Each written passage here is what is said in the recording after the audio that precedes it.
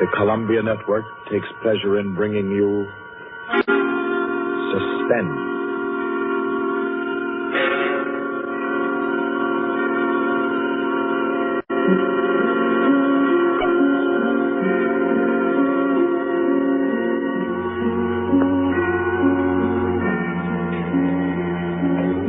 Suspense, Columbia's play theater of outstanding thrillers, produced and directed by William Spear and scored by Bernard Herrmann. The notable melodramas from fiction and stage and screen, from the world's great literature of entertaining excitement, presented each week to bring you to the edge of your chair, to keep you in suspense.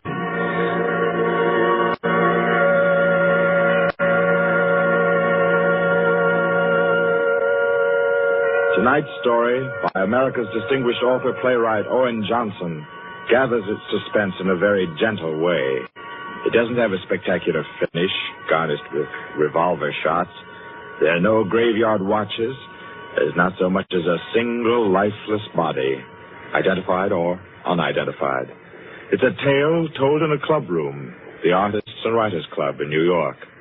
A tale of high-class robbery and suspicion, and of how some ladies and gentlemen nervously counted 100 in the dark.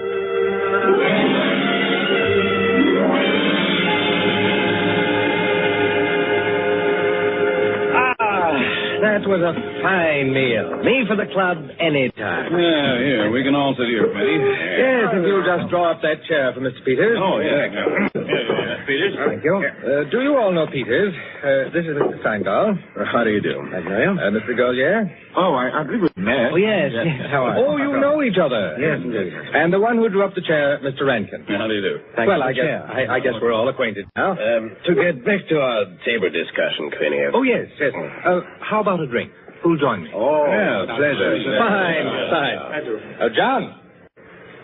Well, now, Steingall, as I said, there are only half a dozen stories in the world.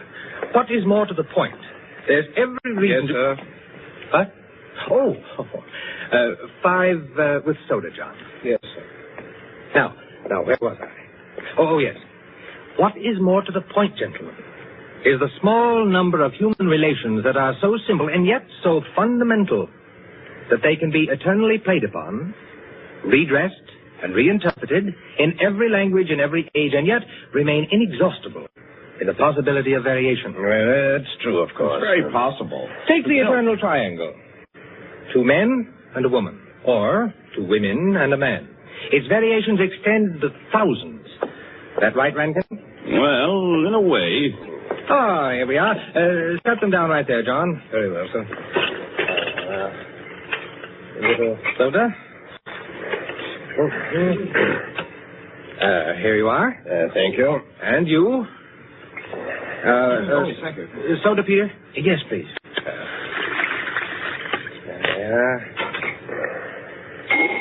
Another one. Here you are. Thanks. And here's yours. Thank you. And now, a little soda in mine. Well, here's to you all. Cheers.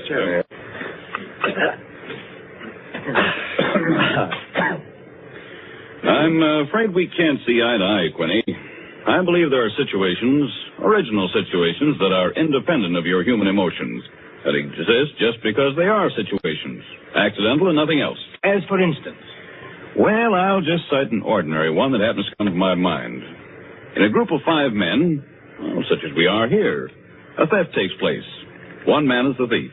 Oh, which one? Now, I'd like to know what emotion that interprets. And yet it certainly is an original theme at the bottom of the whole literature. It's not the same thing at all. Detective stories. I could answer that the situation you give can be traced back to the commonest of human emotions, curiosity. I think Quinny has you there, Rankin. What is the peculiar fascination that the detective problem exercises over the human mind? You will say curiosity. Yes and no. Admit at once that the whole art of a detective story consists in the statement of the problem. Anyone can do it. I can do it. Steingall can do it. Rankin, I believe even you can do it. The solution doesn't count. It is usually banal. It should be prohibited. What interests us is, can we guess it? There you have it, the problem, the detective story. Now, why the fascination? I'll tell you. It appeals to our curiosity. Yes, but deeper, to a sort of intellectual vanity. 5 men present. A theft takes place. Who's the thief? Who will guess it first? Whose brains will show its superior cleverness? You see? That's all. That's all there is to it. Out of all of which, the interesting thing is that Rankin has supplied the reason why the supply of detective fiction is inexhaustible. It does all come down to the simplest terms. 5 possibilities, 1 answer. Well, the reason is that the situation does constantly occur. It's a situation that any of us might get into any time. Yes, I know of an incident of that kind that happened to a friend of mine last month. Of course, gentlemen. You are glorifying commonplaces. Every crime, I tell you, expresses itself in the terms of the picture puzzle that you feed your 6-year-old. It's only the variation that is interesting. Take the well-known instance of the visitor at a club and the rare coin, for example. You all know that story. You've heard it, haven't you? I don't think I have. Sure. Why, it's very well known. Oh, go ahead, Crane. Tell it. A distinguished visitor is brought into a club. A dozen men, say, present at dinner, long table. Conversation finally veers around to curiosities and relics. One of the members present then takes from his pocket what he announces as one of the rarest coins in existence. Passes it around the table. Coin travels back and forth, everyone examining it. And the conversation goes to another topic. All at once, the owner calls for his coin. It is nowhere to be found. Everyone looks at everyone else. First, they suspect a joke. Then it becomes serious. The coin is immensely valuable. Who has taken it? The owner is a gentleman.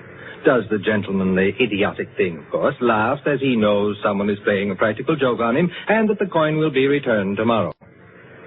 The others refuse to leave the situation so. One man proposes that they all submit to a search. Everyone gives his assent until it comes to the stranger. He refuses, curtly, roughly, without giving any reason. Uncomfortable silence. The man is a guest. No one knows him particularly well, but still he is a guest. One member tries to make him understand that no offense is offered, that the suggestion was simply to clear the atmosphere. The stranger becomes very firm, very proud, and says, I refuse to allow my person to be searched, and I refuse to give the reason for my action. Another silence. The visitor evidently has the coin, but he is their guest, and etiquette protects him. Nice situation, huh? What's the answer? The table is cleared. A waiter removes a dish of fruit, and there, under the ledge of the plate, where it's been pushed, is the coin. Banal explanation, eh? Of course. Solutions always should be. At once, everyone apologizes to him, whereupon the visitor rises and says, now I can give you the reason for my refusal to be searched. There are only 2 known specimens of that coin in existence, and the second happens to be here in my vest pocket. That's rather obvious. Of course, the story is well invented, but the turn to it is very nice. Very nice, indeed. Well, I don't know. Ending is very unsatisfactory. The visitor should have had on him not another coin, but something absolutely different, something destructive, say, of a woman's reputation. And great tragedy should have been threatened by the casual misplacing of the coin. Well, I've heard the same story told in a dozen different ways. Oh, it's happened 100 times. It must continually happen. I know of one extraordinary instance. In fact, the most extraordinary instance of this sort I've ever heard. Peters, you rascal. I see you've been quietly letting us set the stage for you. Well, it's not a story that will please everyone. Why not? Because you will want to know what no one can ever know. It has no conclusion, then. Yes and no. As far as it concerns a woman, quite the most remarkable woman I've ever met, the story is complete. Do I know the woman? Possibly. Probably, I should say. Uh-huh. As a matter of fact, this should be particularly interesting to you because I believe that most of you are acquainted with the people involved. The names, of course, are disguised. I think... yes, I have. Just time before I catch my train to tell it to you.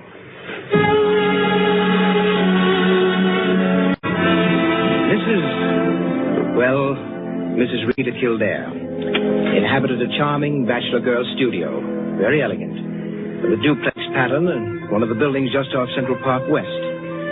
She knew very nearly everyone in that indescribable society in New York that's drawn from all levels and that imposes but one condition for membership, to be amusing.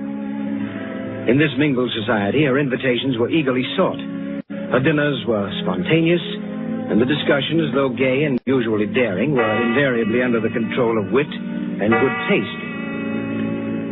On the Sunday night of this adventure, she had, according to her custom, sent away her Filipino butler and invited to an informal chafing dish supper 7 of her more unusual friends. At 7 o'clock, having finished dressing, she put in order her bedroom, which formed a sort of free passage between the studio and a small dining room, to the kitchen beyond. Then, going into the studio, she struck a match and was about to light the candlesticks which illuminated the room when the bell rang. And a Mr. Flanders, a broker, compact, nervously alive, well-groomed, was waiting as she opened the door. Well, you're early. On the contrary, you are late. Well, in any case, hello, and come inside. Here, let me take your things. Thank you. Well, I'm the first, I suppose. Of course. And since you are, you can be a good boy and help me with the candles. Delighted. Who's to be here tonight? The Enos Jacksons? I thought they were separated. Not yet. Oh, interesting. Only you, dear lady, would dream of serving us a couple on the verge. It is interesting, isn't it? Assuredly. Where did you know Jackson? Through the Warings. Jackson's a rather doubtful person, isn't he? Well, let's call him a very sharp lawyer. They tell me, though, he's been gambling pretty much. In deep. How about yourself? Me? I'm a bachelor. If I lose my shirt, it makes no difference. Is that possible? Probable, even. Who else is coming? Oh, Maud Lily. You know her? Oh, I don't think so. You met her here some time ago. A journalist. Oh, yes, of course. I'd forgotten. Mr. Harris, the clubman, is coming, and the Stanley Cheevers. Stanley Cheevers? Are we going to gamble? Don't tell me you object. Certainly not. Only the Cheevers. They play quite a game. Yes, well united. They have an unusual streak of good luck. Oh, by the way, it's Jackson, isn't it, who is so attractive to Mrs. Cheever? Quite right. What a charming party. Where does Maud Lily come in? Don't joke. She's in a desperate way. And young Harris? Oh, he used to make the salad and cream the chicken. See the whole party. I, of course, am to add the element of respectability. Of what? Don't play baby with me, my dear Flanders. I apologize. That's better. No one, of course, knows who else is coming. No one, of course.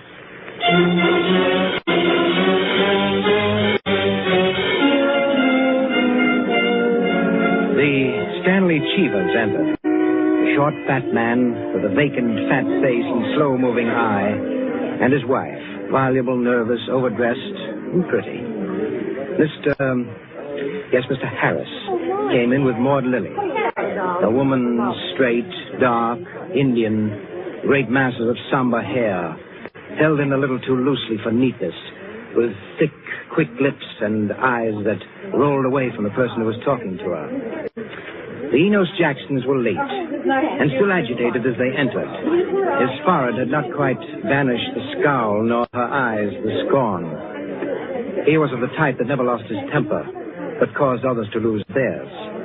And Mrs. Jackson seemed fastened to her husband by an invisible leash. You looked at her curiously, and wondered what such a nature would do in a crisis, with a lurking sense of a woman who carried with her her own impending tragedy. As soon as the company had been completed, and the incongruity of the selection had been perceived, a smile of malicious anticipation ran the rounds, which the hostess cut short by saying, Well, now that everyone's here, this is the order for the night.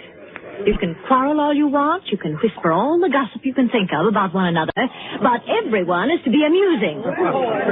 Also, everyone is to help with dinner. Nothing formal, nothing serious.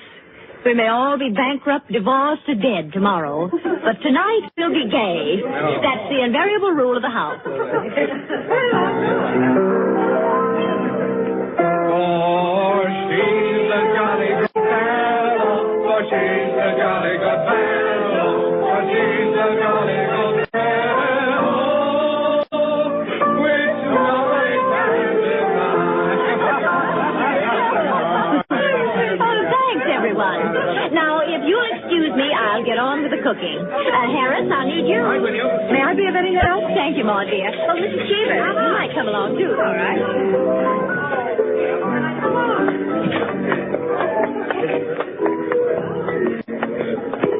This is an adorable bedroom. Oh, thank you, dear. Now for my apron. Oh, there it is. Tie me up in the back, will you please, Maud? Of course. There you are. Fine, thanks. Now just let me get my rings off, and I'll be all ready to go to work. Oh, this is such a lovely apartment, Mrs. Kildare. Thanks. Soap and water always seem to do it. Ah, there. Your rings are so beautiful. They are nice, aren't they? But there's only one that's very valuable, the sapphire. Oh, it's beautiful. Let me see. Oh, it must be very valuable. It cost $10,000 6 years ago. It's been my talisman ever since. For the moment, however, I'm a cook. You're not going to leave the rings there. Why, of course. Now, I'm the cook. Maud Lily, you're the scullery maid. Harris is the chef, and we're all under his orders. Mrs. Cheever, did you ever peel onions? Oh, good heavens, no. Well, there are no onions to peel. All you have to do is help set the table.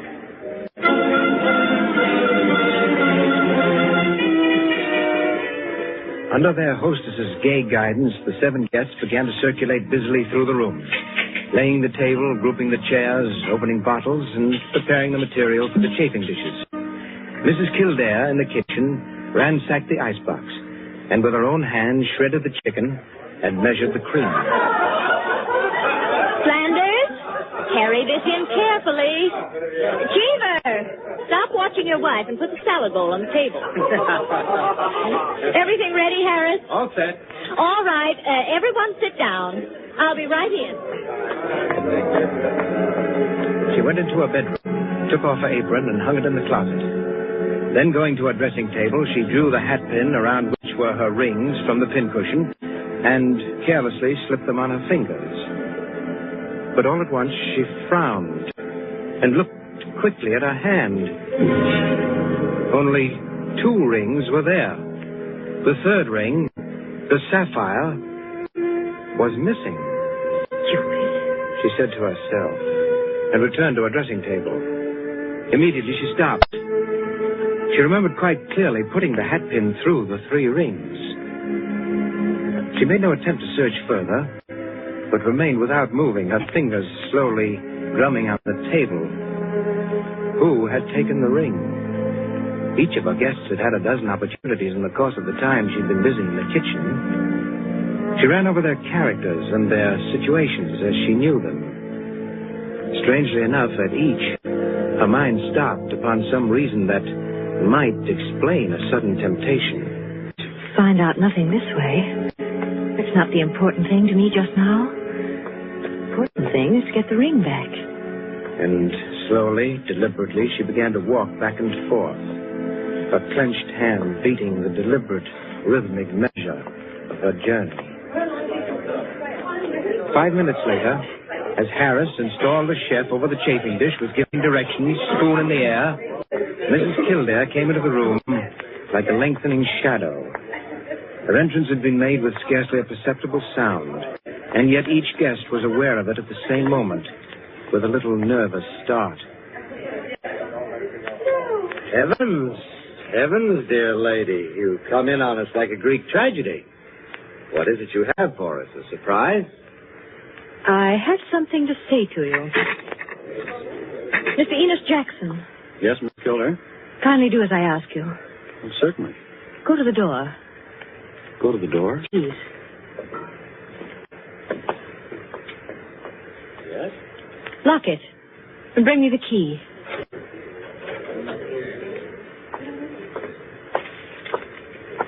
There you are. You've locked it? As you wish me to. Thank you. Now, the bedroom door. Would you do the same?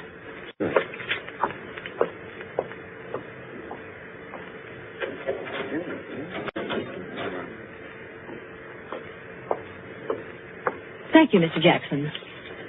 Mr. Cheever, would you blow out all the candles except the candelabra on the table? Blow out all the candles. Except the candelabra. All right. For goodness sake, Mrs. Kildare.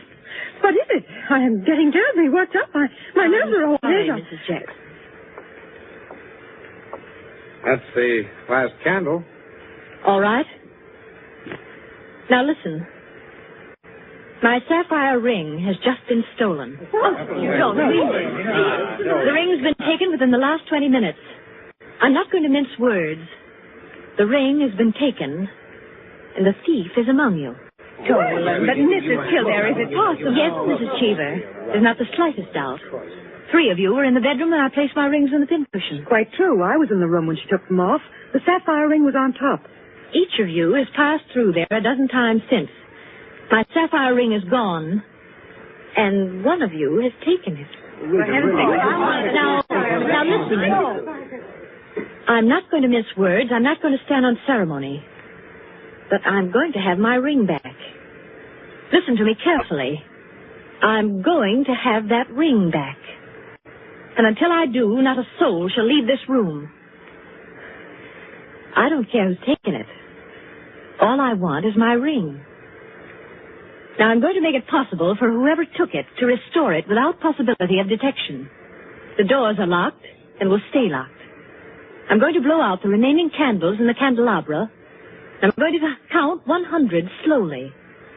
There'll be an absolute darkness. No one will know or see what's done. But if, at the end of that time, the ring is not here on the table, I shall telephone the police and have everyone in this room searched. Am I quite clear? Everyone take his place about the table and remain standing, please. That's it. That'll do. Now, I'll blow out the candles and count 100. No more, no less. Remember, either I get that ring, or everyone in this room will be searched.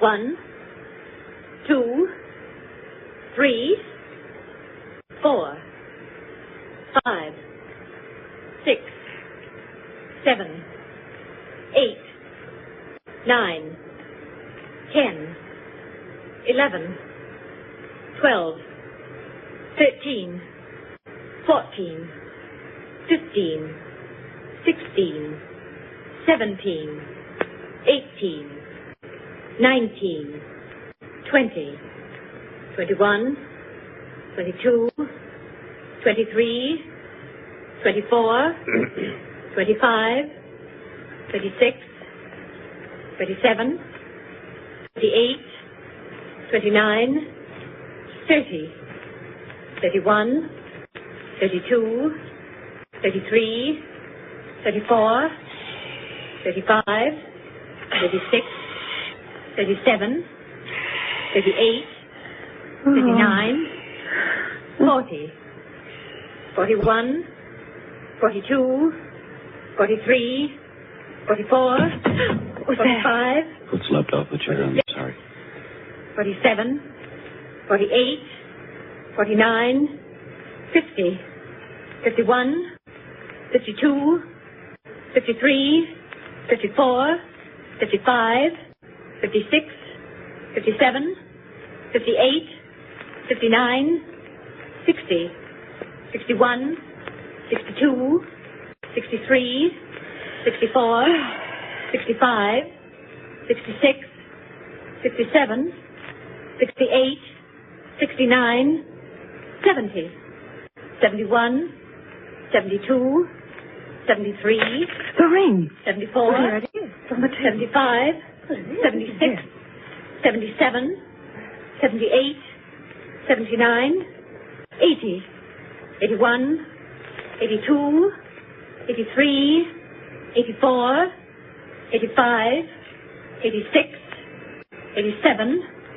88, Oh, really? 89, 90, 91, 92, 93, 94, 95, 96, 97, 98, 99, 100. Mr. Cheever, you may hand it to me. Well, now that that's over, we can have a very gay little supper. The light, someone.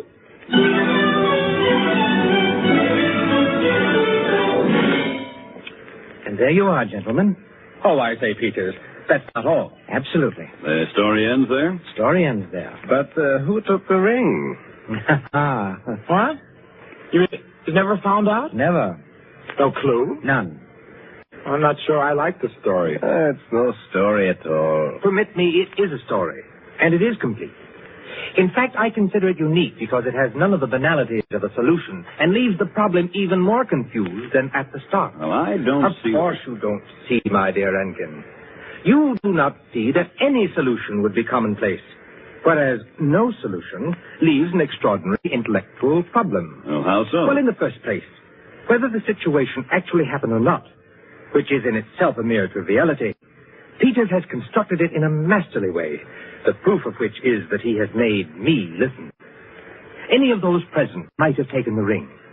There are therefore 7 solutions, all possible and all logical.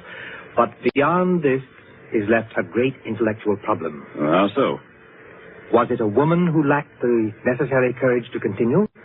Or was it a man who repented his first impulse? Is a man or is a woman the greater natural criminal? Well, that's simple, Quinny. The woman took it, of course. On the contrary, it was a man, for the second action was more difficult than the first. A man, certainly. The restoration of the ring was a logical decision. You see? Personally, I incline to a woman, for the reason that a weaker feminine nature is strangely susceptible to the domination of her own sex. There you are. We could meet and debate the subject year in and year out and never agree. I recognize most of the characters, Peters. Mrs. Kildare, of course, is all you say of her. An extraordinary woman. The story is quite characteristic of her. Flanders, I'm not sure of, but I think I know him. I'm positive I do. Did it really happen? Exactly as I told it. The only one I don't recognize is Harris, your humble servant. What? You, Peters? You were there? I was there. I was Harris. I beg your pardon, gentlemen. Oh, yes, what is it, John? Mr. Peters, sir, your train. You told me to remind you. Oh, thank you. Yes, I didn't know it was so late. You gentlemen pardon me. Huh? Of course. Nice to meet you all. Night.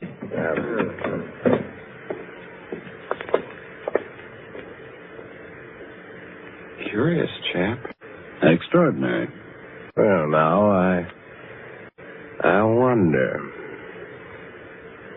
I wonder if we're wondering the same thing, gentlemen.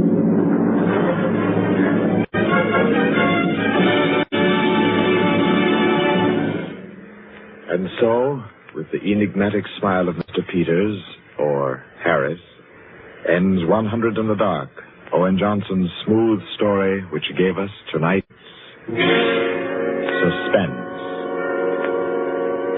Suspense is produced by William Spear. Tonight's radio drama was written by Jack Anson Fink, directed by John Dietz, and scored by Bernard Herrmann. Eric Dressler was Mr. Peters. Alice Frost played Mrs. Kildare, and Ted Osborne, Quinny. Others in the cast were Helen Lewis, Joan Shea, Henriette Kay, Frank Reddick, Paul Luther, Stephen Schnabel, Ian Martin, and Barry Kroger. With this evening's performance, Columbia brings to a conclusion the present series of Suspense. If you've liked these broadcasts, CBS would be pleased to hear from you. Suspense has been a series presented for your relaxation and enjoyment by the Columbia Broadcasting System.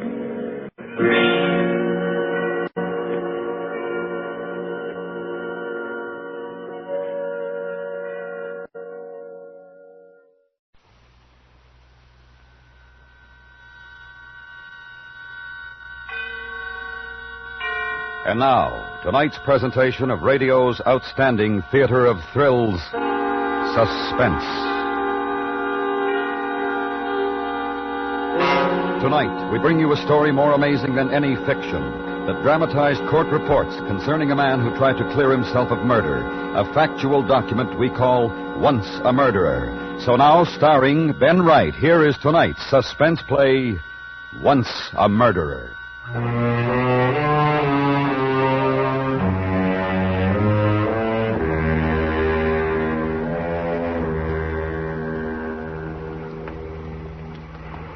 What'd you give it to him for? I told you. He said he'd lease the place and to give him the keys. How was I to know? Well, doesn't look like he's moved in yet, anyhow. Thought you said he'd be here. It's open. Well, that's help. We can get our stuff out before he snigs them. I'll take the ladder. All right. The tools and box are in the corner. You going to the races tonight? Oh, I don't know, mate. You? Oh, not me. I'll lose another farthing on those ruddy dogs and the old lady will bash me head in. Oh, well, that looks like the lot. Sure you didn't leave anything else? No. All right. Hello? What? Behind the counter. Looks like a shoe. Half a tick. Oh, lovely duck! Cool. It's murder, Tom. That's what? It's a murder. Look, Tom. I know. Look, you stay here and I'll call the police. Oh, crikey. Oh, crikey. Look at her poor face. Oh, it's horrible. Yeah, Bert. You all right? Bert. I don't know. I think I'm going to be... No, you wait outside. You'll feel better in the air, and I'll get a copper. I won't be long.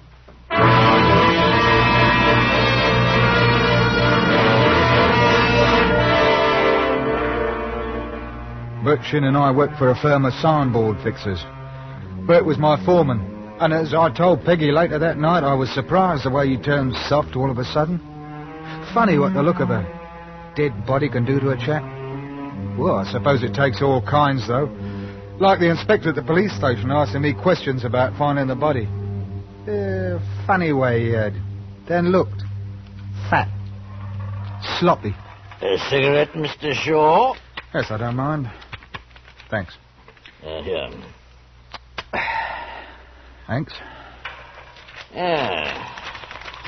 Now, I'm sure you can help us, Mr. Shaw. Just answer these few questions, if you will. You are 31 years of age. That's right. Born in England. Yes. And you are a permanent resident of this city. Yes.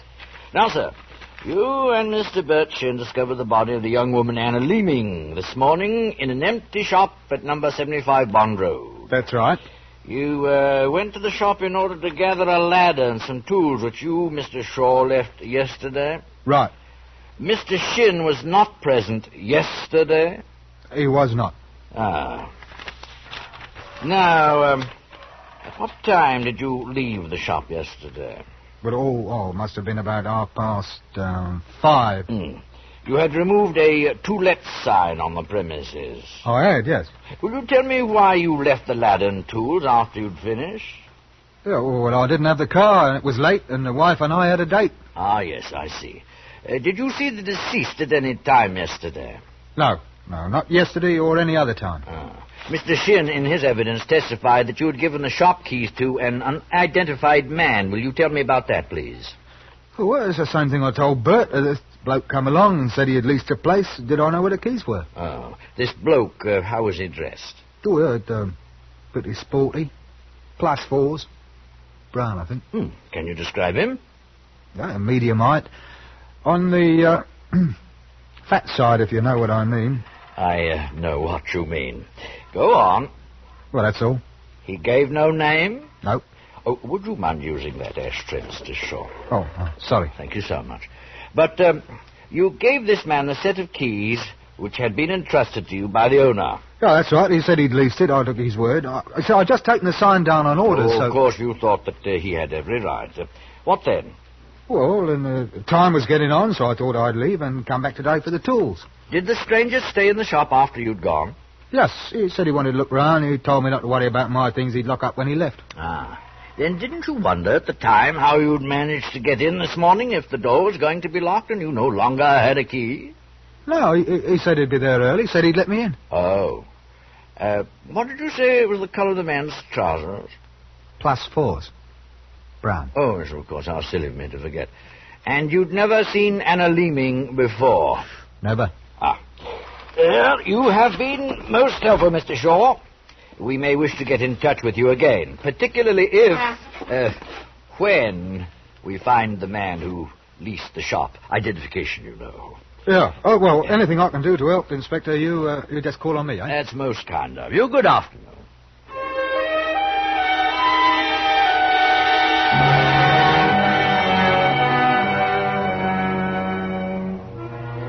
I thought that would be the end to it, but it wasn't.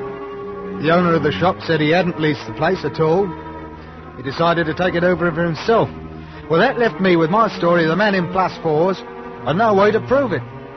Well, they gave Peg and me a hard time. Police, newspaper reporters, neighbours, everybody.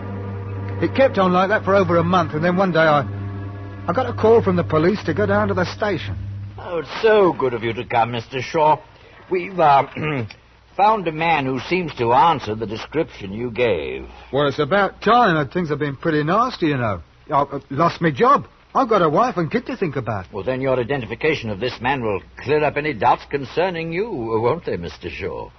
Has he confessed? Unfortunately, no. He denies everything. Well, I expect you won't have much trouble after I identify him, will you? No, I expect not. Bring in the suspect, please. Mind if I smoke? Oh, no, not at all. Sure, match? No, I've got one, thanks. Oh.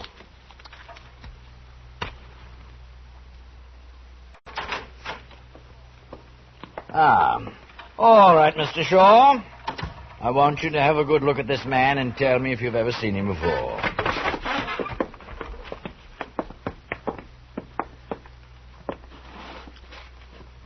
Hello. Well, don't say hello to me. I've never seen you before in my life. That will do, Mr. Cottle. Well, is this the man? Yes. You're absolutely certain? I think so. Clothes look about the same. Would you ask him to say something again? Mr. Cottle? Already will say something, I will. You haven't got any right to warn me in here, like as what I was... That's enough. You're not on trial. Well, I've got my right, I have. Not fair. I think so, Inspector. That's the way he sounded when he asked for the keys. You'd be willing to swear to it on oath? Yes, I think so. Yes, that's the man, all right.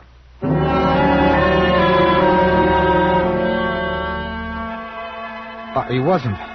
He'd been out of town during the week the girl was killed, and he proved it. So it was an unsolved murder. Then that's the way it stayed for 2 years. Oh, the papers forgot about me, the dead girl. Now, people who read the papers forget. But the police don't. And whenever I went looking for a job, there was always somebody who remembered the name Thomas Shaw.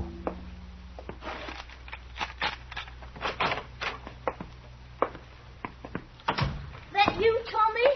Yes. Any luck? No.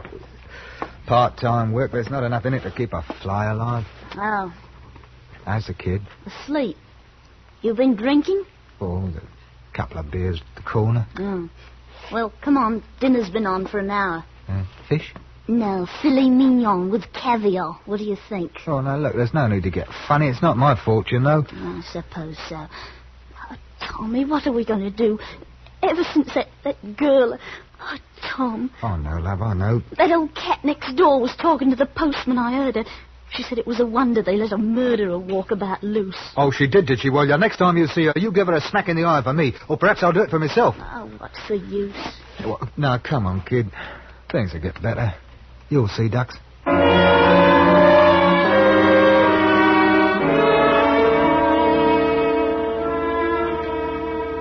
I couldn't get better, though, not until I did something about it. I made up my mind what to do a week later.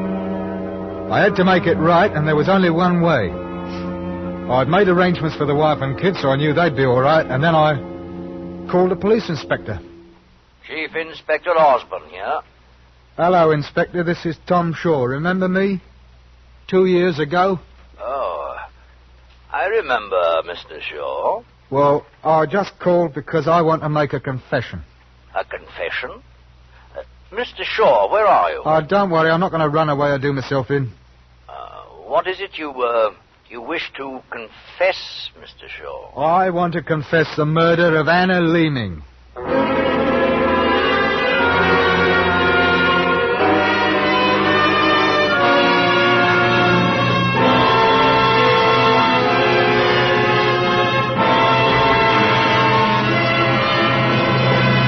You are listening to Once a Murderer, tonight's presentation in radio's outstanding theater of thrills, Suspense.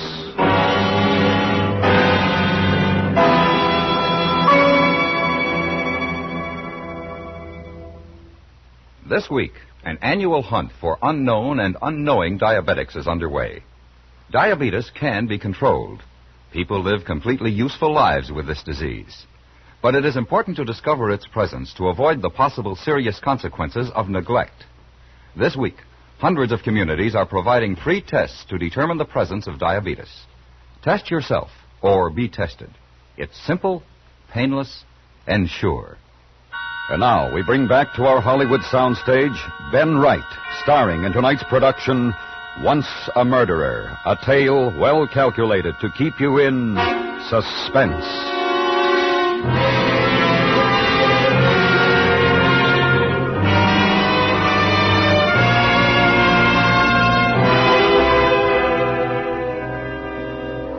That was in July, my confession. They didn't bring me to trial until September. You'd think that a man who'd made a confession would make it easy for him to get it over with. Well, it was raining cats and dogs the day they brought me up to the dock in criminal court.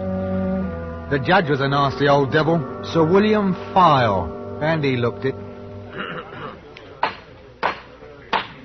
Clark, read the charge.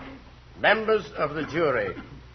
The prisoner at the bar, Thomas Shaw, is charged with the murder of Anna Leeming. And it is your that charge. jury, silly-looking bunch. I'd been on juries. I knew what they were like. Somebody or other always grumbling, wanting to go home to baby or back to work. Call a man guilty so as they can be home in time to go to the movies. I know, I did it myself once. Of course, it wasn't a murder trial. By my learned friend, Mr. Shakeshaft. Proceed with your case, Mr. Beckett.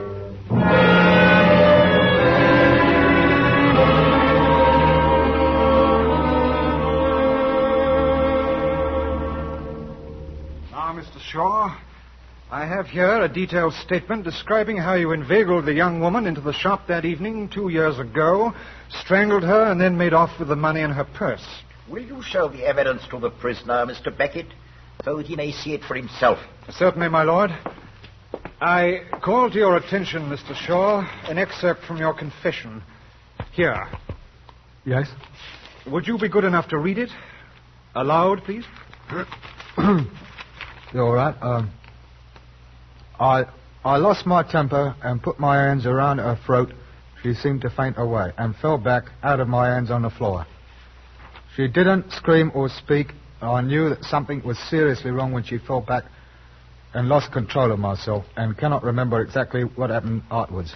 Yes, thank you. That'll be enough, I think. And that is your confession, Mr. Shaw. No, I wrote it, yes. Now, that will be all. And no more questions, my lord. Any questions, Mr. Shakeshaft? If you please, my lord.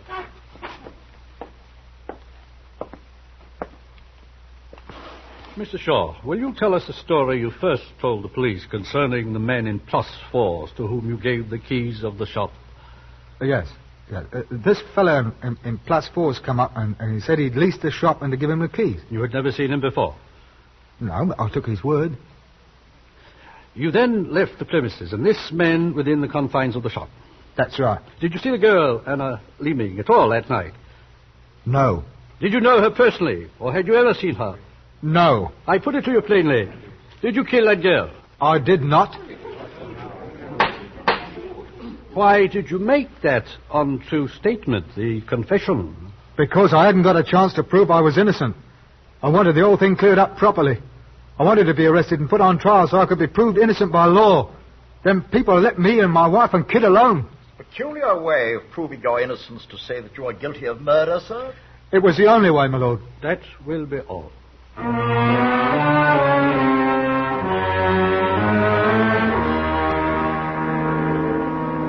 Not by a long shot it wasn't. Mr. Edward Beckett was at my throat for another hour. He made me dizzy with his questions. But when he was done, the judge leaned across and looked over his specs at him. Mr. Beckett, do you think it possible to convict from the evidence? I do not think so, my lord. Quite so. Members of the jury, I've indicated to you through this trial the matters to which you should apply your minds. There is no evidence against the prisoner except for his own statement. It's quite obvious that he's a liar, but you can't find a man guilty of murder simply because he's a liar. I therefore direct you to find a verdict of not guilty.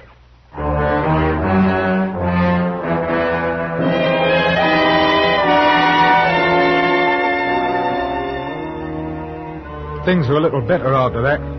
I got a job or two, the usual. That kept enough in the house for the kid, Peg, then a pint now and again for me. I was fed up. Men like me want money. Lots of money. What's the use of grubbing about all your life trying to save sixpence here, sixpence there? Now, I had to get hold of something worthwhile. I found it when I met Harriet Vaughan. But she was a widow who owned a flat near the motorworks. Middle-aged, but still pretty good-looking.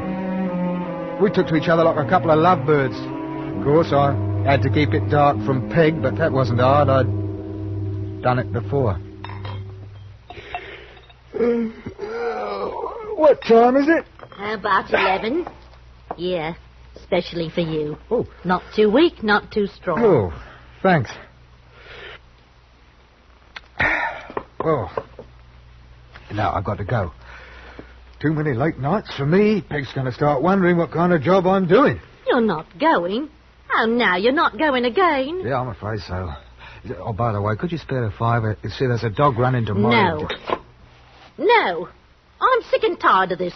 For the past month, it's been the same thing. Spend a couple of hours here and off you go.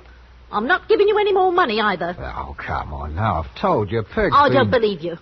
It's probably another woman. Another woman? What do you take me for? Look here, just a $5 tonight, and I promise tomorrow night... I haven't got any money in the house.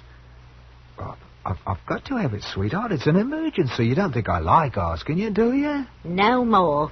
All right, we'll make it £2. No. You're going to get nasty. No more money. Oh, I'm onto your game. It's not me. It's me money, that's all. Well, you've seen the last of both of us. All right. But for old time's sake, a few quid, a farewell present, eh? Present? You? Oh, don't make me laugh. I'll have to take it myself, then. Don't you dare!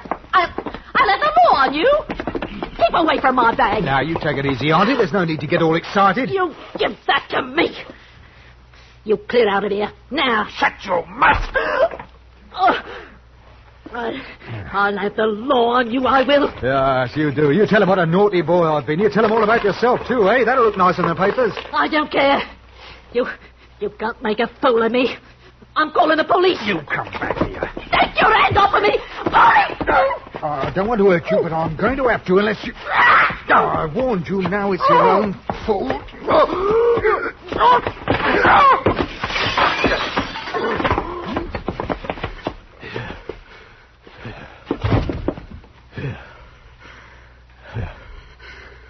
All that row about a $5.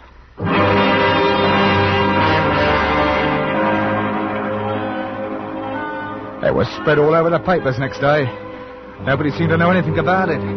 The murderer hadn't left a clue. Police suspected a robbery motive, but that's as far as they were going. But I was pretty lucky myself. I took the £5, tripled them at the dog races. I thought I'd give the kid and Peg a present, so I bought a train for him and a new dress for her. Oh, it was a treat to see the tears in her eyes when I gave it to her. Pure silk. Oh, Tommy. Now, go on, take it easy. Go on and try it on.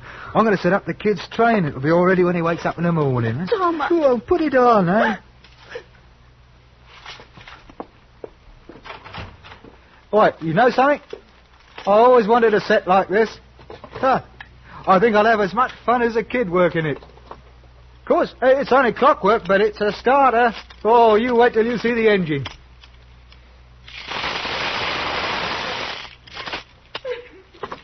Peg? Hey, what's all this? Why, you haven't put it on. Don't you like it? Listen, if the colour's no good, you can change it. There's no reason to cry ducks. Come on now, try it on, see if the size is right. I like the colour. I thought you would. Hey. Don't you touch me, don't. What's the matter? What did I do? Where did you get the money for those things? What do you mean, where did I get the money? Where? Tell me. Or shall I tell you? Ah, no, you're upset. I'll tell you what. I know about you. That woman who was murdered. You put on the dress and we'll go out. I know you've been seeing someone, and I followed you to her flat last night. I saw you go in.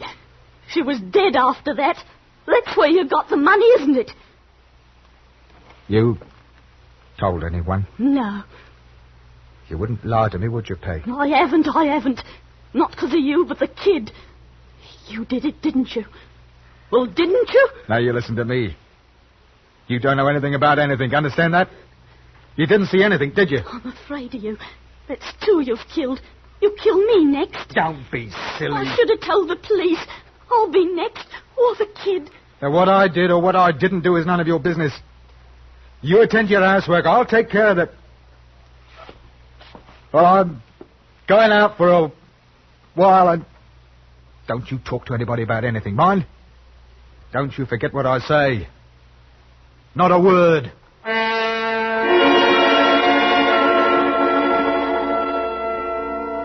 There was nothing else to do. Peg was right. There was the kid, and there was her. I didn't want to hurt her, and I knew that sooner or later she'd say something. She had to. Well, a man's got to protect his family, so I went to the police. I confessed to the murder of Harriet Vaughan.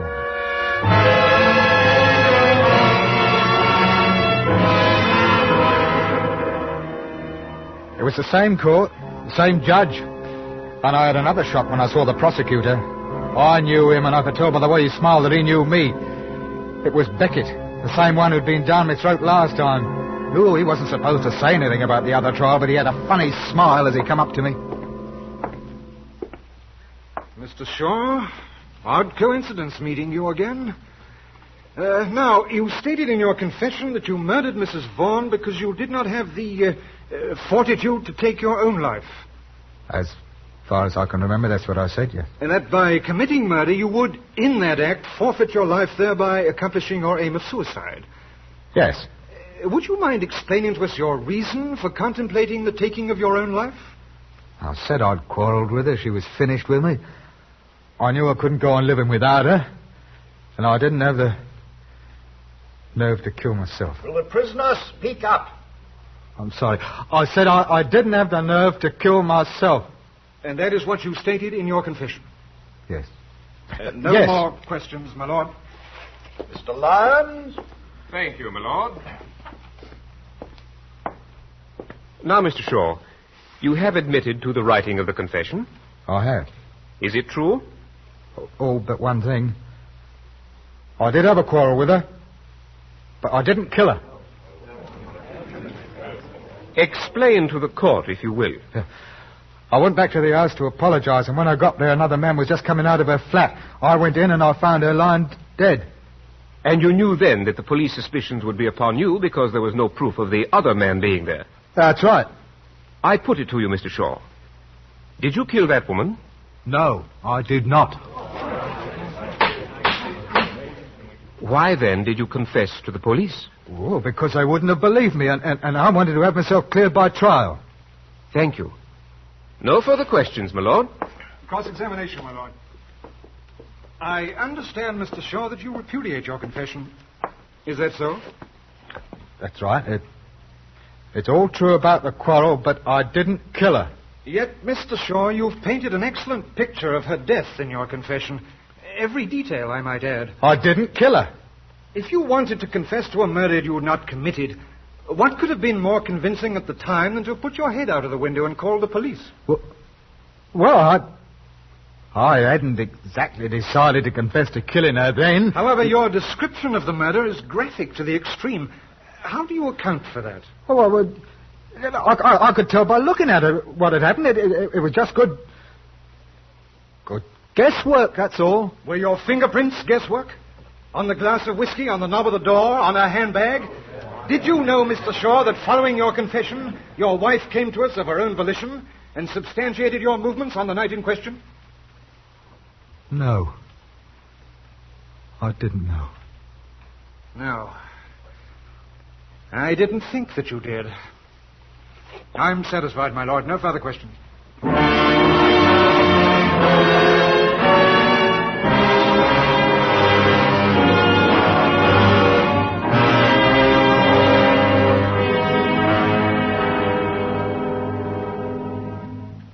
Members of the jury, are you agreed upon your verdict? We are. Do you find the prisoner Thomas Shaw guilty or not guilty of murder? Guilty, my lord. I didn't really think it would work, but there hadn't been any harm in trying.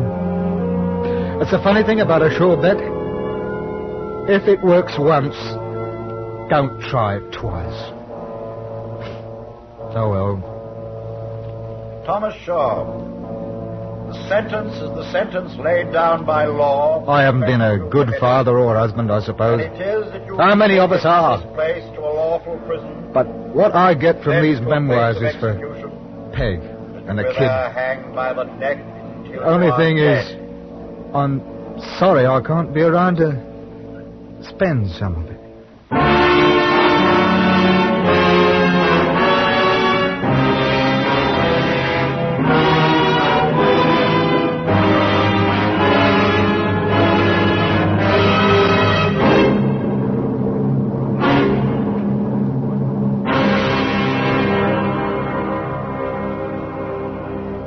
Suspense, in which Ben Wright starred in tonight's presentation of Once a Murderer. Be sure to listen next week to radio's outstanding theater of thrills, Suspense.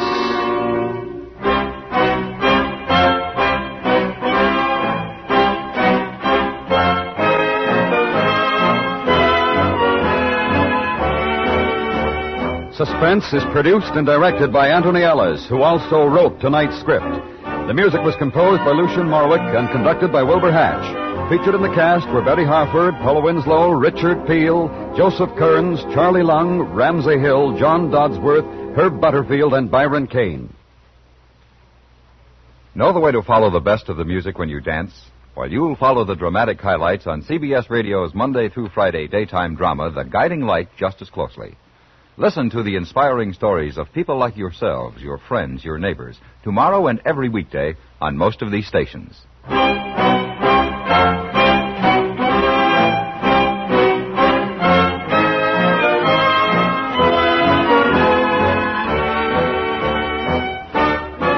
Listen while you work. Dr. Malone is here on the CBS Radio Network.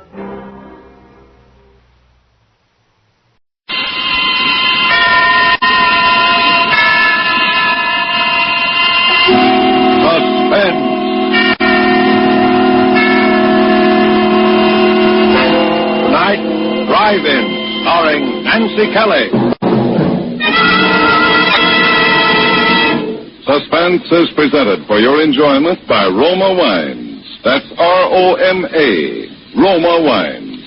Those excellent California wines that can add so much pleasantness to the way you live, to your happiness in entertaining guests, to your enjoyment of everyday meals. Yes, right now a glassful would be very pleasant, as Roma Wines bring you Suspense.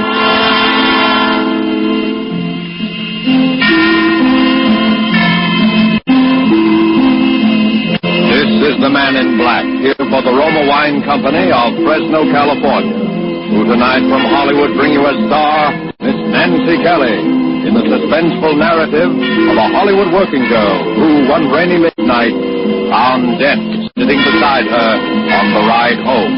And so with Drive-In and with the performance of Nancy Kelly, we again hope to keep you in suspense.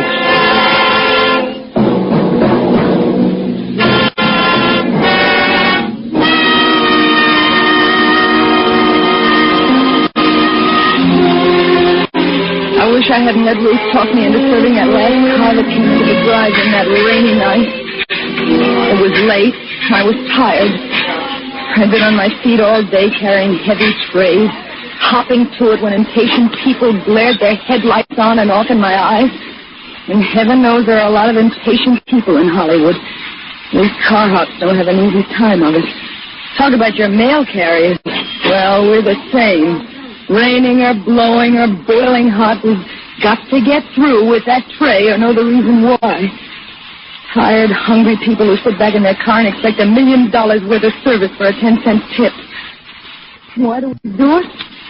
Well, sure, there are other ways of making a living in Hollywood, but not many that hold that glittering promise that maybe someday, somehow, maybe someone will say, "Why, that girl looks like Lana Turner." Yeah, at least her hair's done up that way. You know, I think I could use her in that new picture of mine. I think I'll ask her to come out of the studio. Yeah, I know. Well, here we go again. Oh, maybe it doesn't happen often, but there's always a chance. And there's always that hope. That's what keeps us going, I guess. But there are other things that can happen in a drive-in. Things that aren't on the menu by any manner of means. Like the rainy night I was telling you about when I let Ruth talk me into serving that last car that came in. Oh, Mildred, please take his order. I've got 3 other cars and I'm waiting for French fries. Oh, look at the clock, will you? It's near midnight. I'm off duty. Oh, please, Mildred, just this one more, will you? I'll do the same for you sometime. Ruth! Oh, what's the matter with him? Can't he read? Please do not honk your horn. It looks fair enough to me. Well, it's the doctor's car, see? He's probably going to rush. Anyway, you got nobody waiting. Oh, all right. Gee, thanks a lot. True. No one was waiting for me. Only the bus that would take me to Glendale, where I lived alone in an apartment. So I buttoned up my raincoat and I took a menu over to the car. Good evening. Never mind the menu. Just some black coffee, a pot of it, and a ham sandwich. Please hurry it.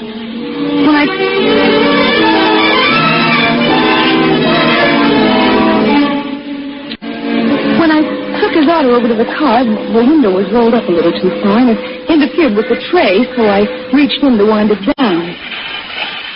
When I touched the handle, it felt wet and kind of sticky, too, but I didn't think anything about it, and I got the tray firmly set. When I looked at my hand, it was as red as blood. I looked up quickly at him. Oh, I'm sorry. I'm Dr. Morgan. I just had an emergency in the car. Oh, an accident? Yes, Sunset and Vine, quite a crash. I just happened by and I took one of them to the hospital. Oh, gee, that's too bad. Yes, it was very unfortunate. I walked back trying to wipe the blood from my hand with a paper napkin. Ooh, it gave me a creepy feeling to have somebody's blood on my hand. Then I went in to wash. I was keeping close track of the time, and I was a little worried to see the big driving clock wasn't right. It sometimes ran slow. So I took a coin from my pocket. I figured it was worth a nickel not to miss that last bus to Glendale. I walked over to the payphone, and I was just about to drop the nickel in when I looked out and he was leaning on the horn and beckoning to me at the same time. I put the nickel back in my pocket, and I hurried out to him. I'm sorry, but I'm in a hurry, and I haven't time for this coffee to cool off. I'll take the sandwich with me. How much do I owe you? 40 cents. 40 cents. Here you are. I hope I didn't interrupt your phone call. Wasn't important, was it? Oh, no. I was just checking on the time. I didn't want to miss my bus.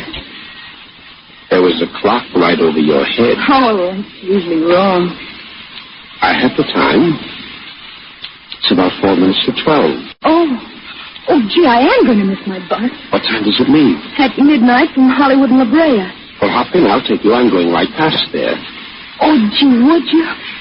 I'll take the tray and I'll be right back. Okay. I might still make it.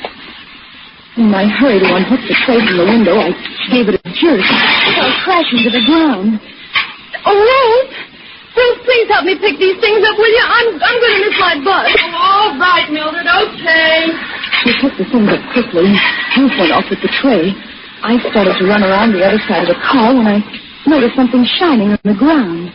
It was one of the shakers that had fallen from the tray. I picked it up and I started running toward the drive-in when he spoke to me. Why don't you just put that in your pocket? You can return it tomorrow. Come on. You're going to miss your bus. I put the shaker in my pocket and I rushed over to the other side of the car and he opened the door for me.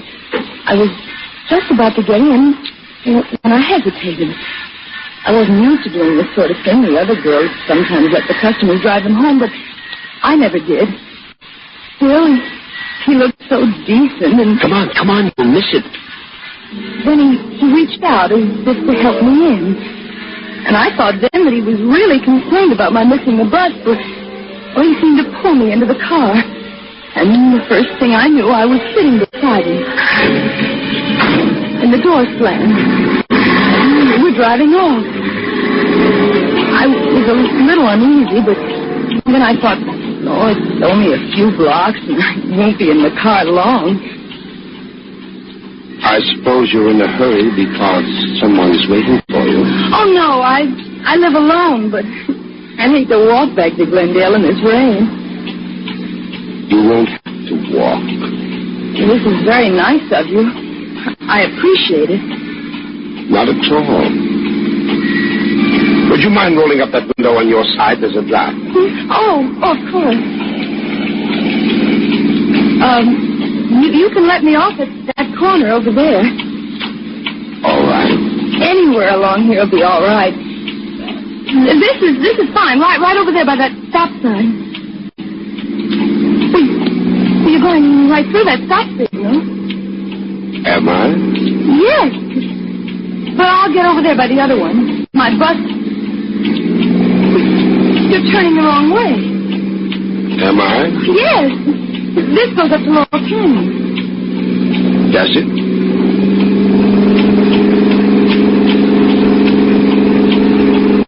You thought you were pretty smart, didn't you?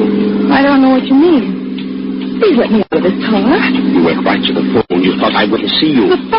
But I was calling about the time. Honest, I was. The time? With that clock right over your head? Oh, but that clock's wrong sometimes. Besides, who would I call? Why should I call anyone about you? You were calling the police. Oh, no. Honest, I wasn't. Let me out of this car. You were going to catch a bus. You were going straight to the police. That's where you were going. But why should I go to the police? You know why. No, really, I don't. Because you saw it. You saw his blood. No, you don't. Oh, no. There. You won't need to try to open that door again. Now we'll be getting along.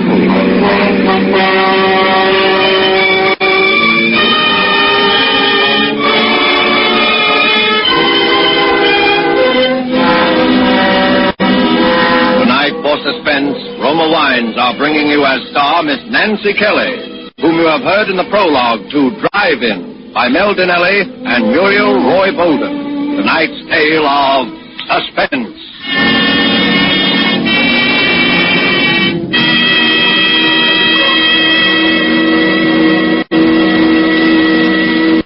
This is Truman Bradley for Roma Wines. Haven't you often realized that many of life's finest enjoyments are simple and moderate rather than the opposite?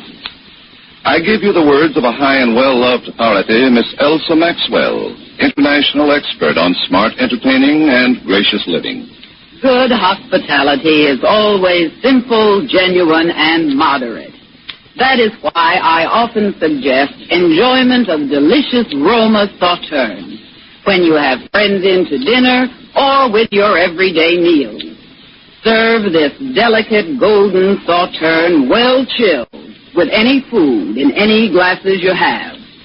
Special wine glasses are pretty, but not essential to the enjoyment of Roma wine. Now, what can I add to such charming good sense as that? Maybe just this. Roma Sauterne and all Roma wines are the best that California's magnificent sun-ripened grapes can provide. In glorious color, fragrance, and flavor. Protected for you by the ancient wine skill of Roma's famed wineries. That's why Roma wines and Roma quality do not vary, never fall short, but are always enjoyable. Unchanging high quality gives tremendous popularity to Roma wines and makes low cost possible. Only pennies a glass. Remember, more Americans enjoy Roma than any other wines. R-O-M-A, Roma wines. And now it is with pleasure that we bring back to our soundstage Miss Nancy Kelly in Drive-In, a tale well calculated to keep you in suspense.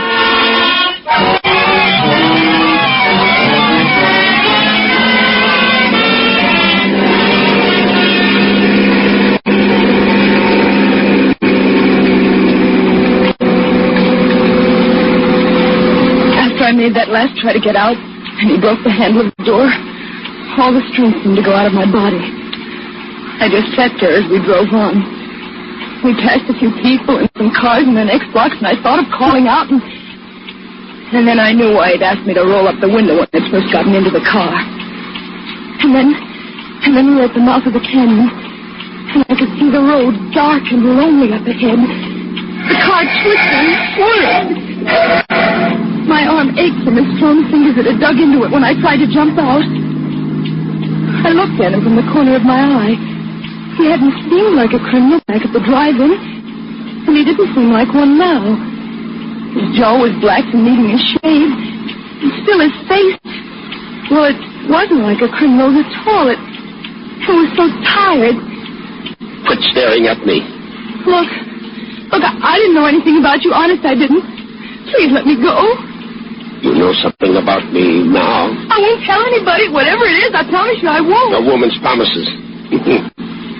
Remind me to tell you a story about a woman and a promise. Let me out. Please let me out right here.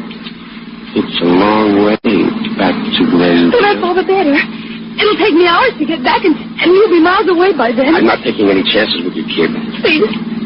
Oh, please let me out. I've got to get back. You said no one was waiting for you. You live alone, don't you? No one will miss you. We both heard the siren. He looked quickly into the rear vision mirror. Then he took a gun from his pocket, and he turned to me. But that's for us, and we're stopped. Remember this. I've used this gun before tonight. I can use it again if I have to. If I'm taken, you'll go first. But now listen, I'm a doctor and you're a nurse, and we're headed on an emergency. If you want to live, you won't try to pull anything. Now remember that. Remember it.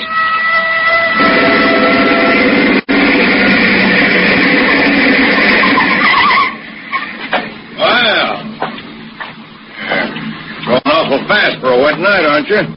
Followed you all the way up from Hollywood. I'm Dr. Morgan, and this is Nurse Johnson on an emergency call. See your identification. Well, let's see. He fumbled for his pocket with one hand, holding the gun to my ribs with the other. The motorcycle cop looked over at me. I thought for a moment that I could signal him with my eyes. But then I knew he wasn't looking at my face. He was looking down at my white starched blouse, which he could see under my raincoat. He thought it was a nurse's uniform. Here you are, officer. Okay, Doc. Sorry I stopped you. Hey, wait a minute. Well, what's the matter? I just wanted to tell you. Rain started to slide up there a ways. Better take it easy. Thanks. I will.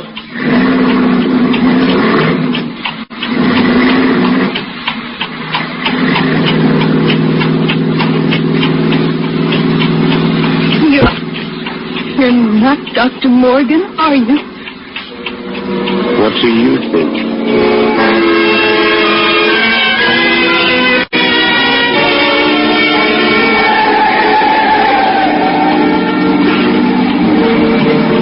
the landslide. It wasn't a big one, but it made a terrible mess of the road. He didn't slow down, and the car swerved crazily as it slipped from one side of the highway to the other. Suddenly, it felt as though the whole rear end had slipped out. I looked over at him. He was tense. His knuckles turned white as he clutched the wheel. He shoved the car into reverse. I hoped it would never move. It didn't. We were stuck. Hopelessly stuck. Oh, have all the luck. Suddenly the car was filled with light. A car had come around the curve behind us. This might be my chance. Remember, I still have this gun. Now don't try anything. Hey! Where's Buck here? Could you give us a push? Thank you very much. Well, have some California hospitality. Oh, I'll have to get out. I'll have to put something under the wheel. You stay here. There were some bushes by the side of the road. If I could reach them, I could perhaps run up the side of the hill and hide. Then in the morning, I could make my way back down the canyon. I slipped under the wheel and I carefully turned the handle of the door on his side of the car. I could see him in the mirror. He was at the back of the car. I eased the door gently open. I put one foot out. I was just sliding out when I heard him. You're not going anyplace. Come here. Give me that raincoat. Why? I need something dry to stuff under this wheel. Oh, but I... You won't be needing it. I hesitated a moment, but he practically ripped it off my back. He wound it into a ball, and bending down, he stuffed it under the wheel. The gun. It stuck out of his back pocket. If I could get it, if I could lay my hands on it. I held my breath, and I reached out. It seemed so far. I finally touched it, and then I snatched it from his pocket swiftly. Give me that gun. I'm going. You can't stop me now. Can't I? No. No, you stay right where you are. I won't hurt you. All I want is to get home. I'm going, but if you follow me, You're what? I'll kill you. I don't think you will. Oh, yes, I will. You think I'm afraid? Aren't you? No. I don't care what happens to you. You're a murderer. You killed somebody. I thought you didn't know anything about I me. didn't, but I do now, and I'm going to tell the police. Stay where you are. No, I'm not afraid. I'll shoot. It's too bad I used up all of those tonight. You could have filled me full of wolves. Give me that gun. Now get in the car.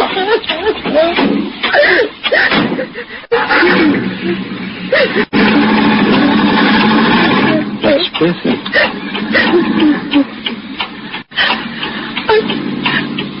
Are you going to kill me? What do you think?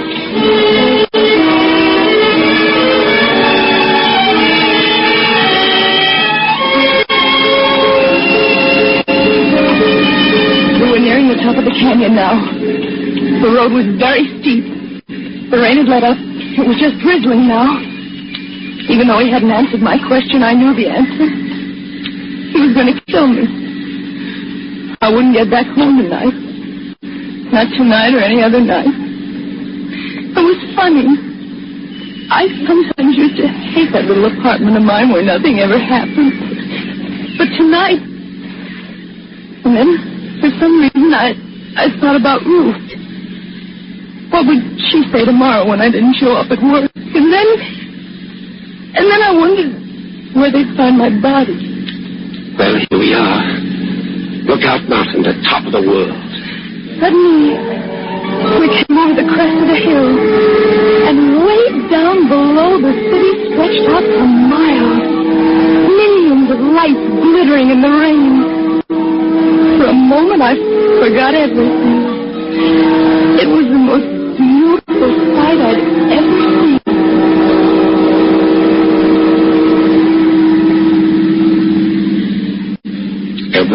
here before? No. It's nice, isn't it? Oh, yes. I used to come up here with a girl once. We used to sit and talk for hours. Come on. We'll get a better view if we get out. I knew it was foolish to argue. I followed him. But as he walked over towards the edge, I became frightened. It was such a steep drop. Well, come on. I'm afraid to get so close to the edge. You won't fall. Look. That's Los Angeles over there. That bright line of lights is Western Avenue. I went to school somewhere along in there.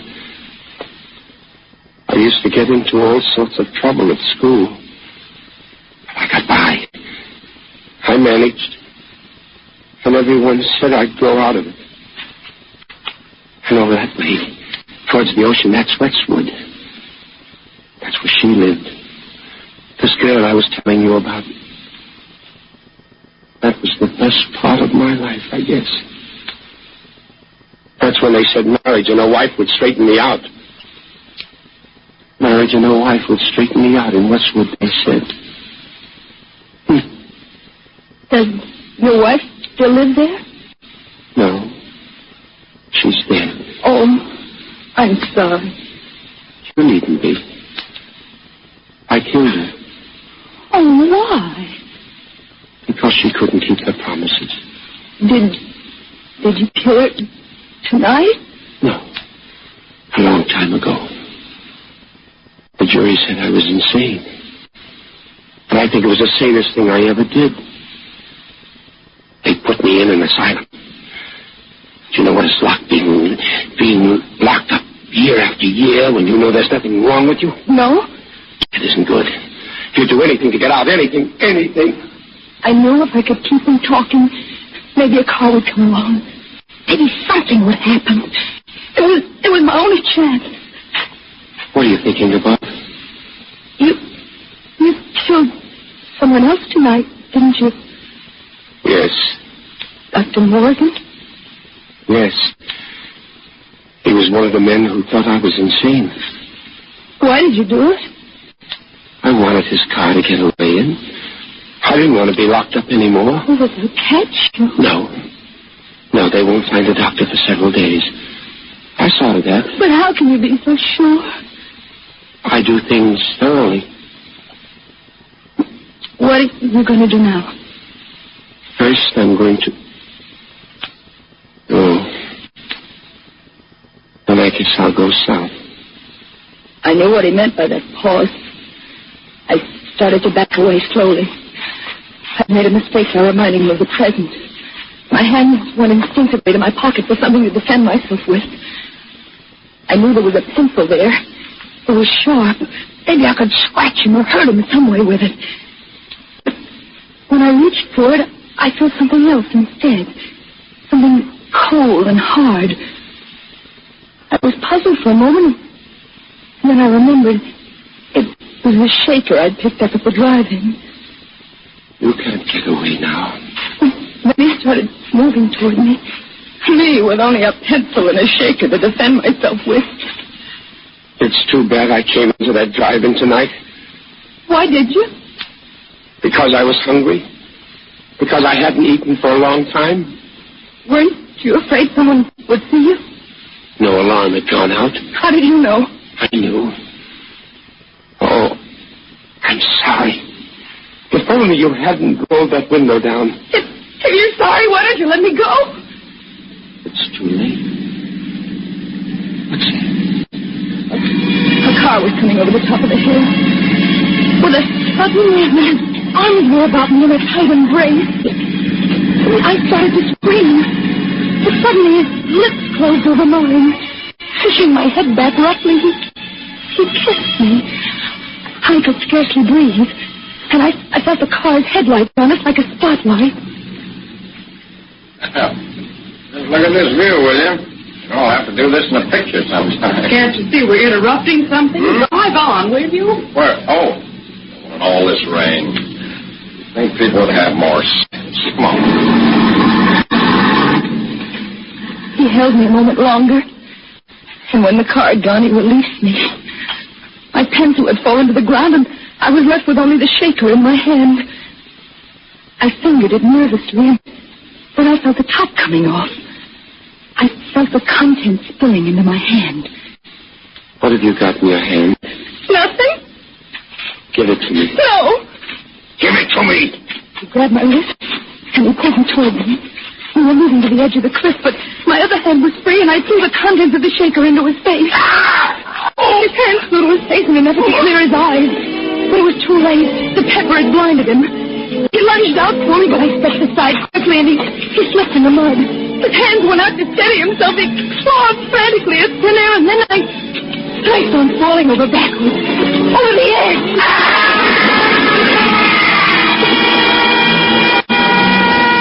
Then my strength gave away, and I felt myself sinking down to the ground.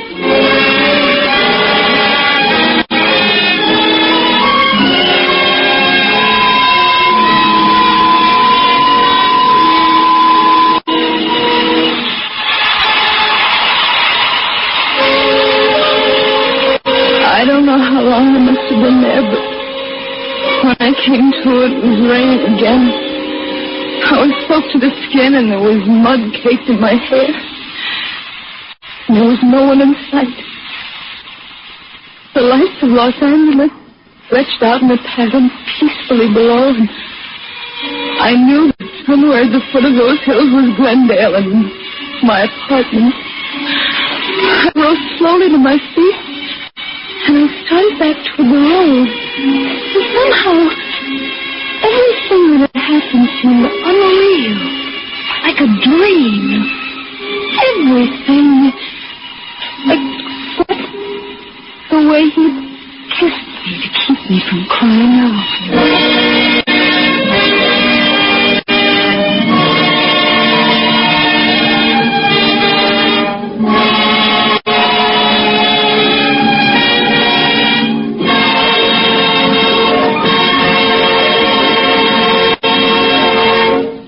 And so closes Drive-In, starring Nancy Kelly. Tonight's study in Suspense. Suspense is produced, edited, and directed by William Spear.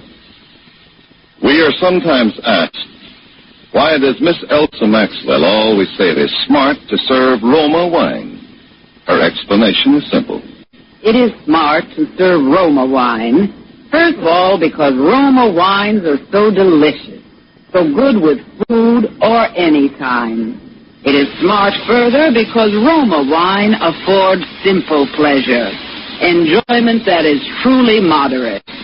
Finally, it is smart because it is such an easy and inexpensive addition to hospitality and everyday living. And now, another tale well calculated to keep you in suspense. The story, Leiningen versus the Ants. I first met Leiningen while performing my duty as commissioner of the Todo Santo district along the upper reaches of the Santissima River. As my boat neared its plantation landing, I saw him upon the riverbank regarding me with mild interest. A great hulk of a man with bristling gray hair, bulky nose, and lucid eye. His entire appearance somehow suggested an aging and shabby eagle. I came quickly to the point of my visit and issued my warning. Leiningen puffed placidly at a huge cigar and seemed unimpressed. Decent of you paddling all this way just to give me the tip, Commissioner. But even a herd of crocodiles couldn't frighten me from my plantation. No, you don't understand. These aren't creatures you can fight. These are army ants. They're an elemental force. A gigantic catastrophe, an act of God. 10 miles long, 2 miles wide. Ants, nothing but ants. Each one as big as your thumb. They can strip a man's body to a skeleton in 6 minutes. I'm not an old woman, Commissioner. I tell you, Leiningen, you don't know these ants. But he sat there puffing at the cigar and regarded me with a grin, and I knew it was hopeless. As I boarded my launch and cast off, I felt a sudden resentment toward this obstinate old man. Yet with it was something else. I'd never met a man like him before. I could think of only one thing. One man, Leiningen. One man who calmly evaluated his chances against a deadly menace, coolly decided he could win, and was willing to stake his life on it, to risk a horrible death for it. It was terrifying, and yet it was fascinating. And when dawn came, I knew that the fascination of that man was more than I could resist. That Leiningen's fight was drawing my mind, drawing me back toward that plantation and death. And there was nothing I could do about it. I had to go back.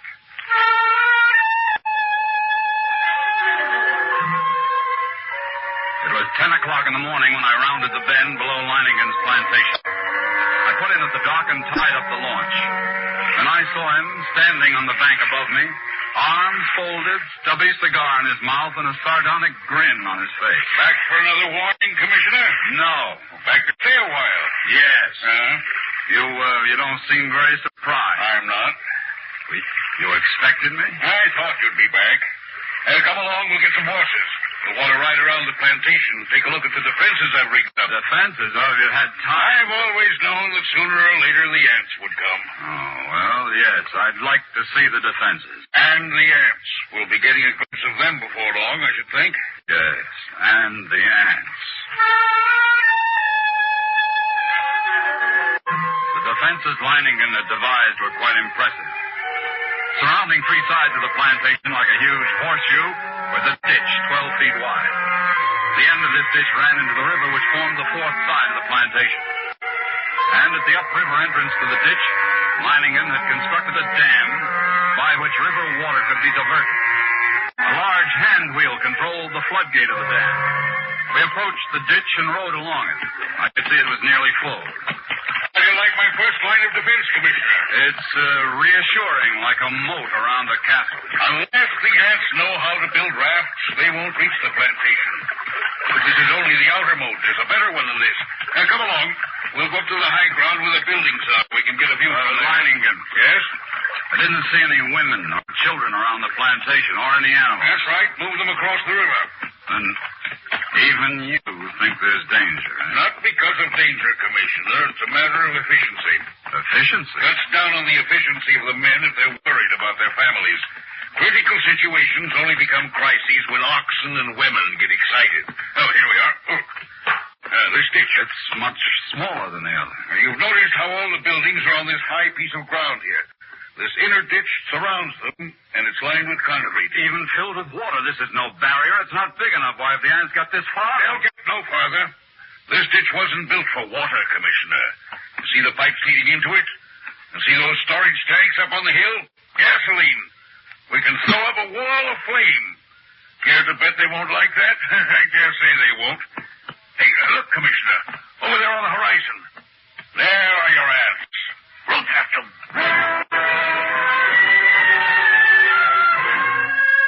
It was a sight I'll never forget.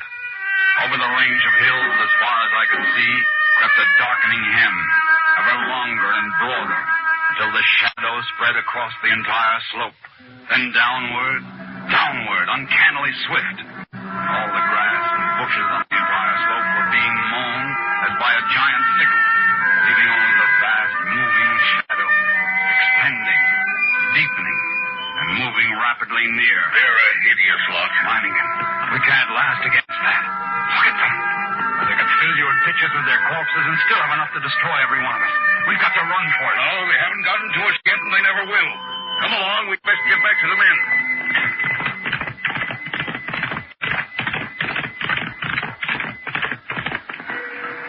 The hostile army was approaching in perfect formation.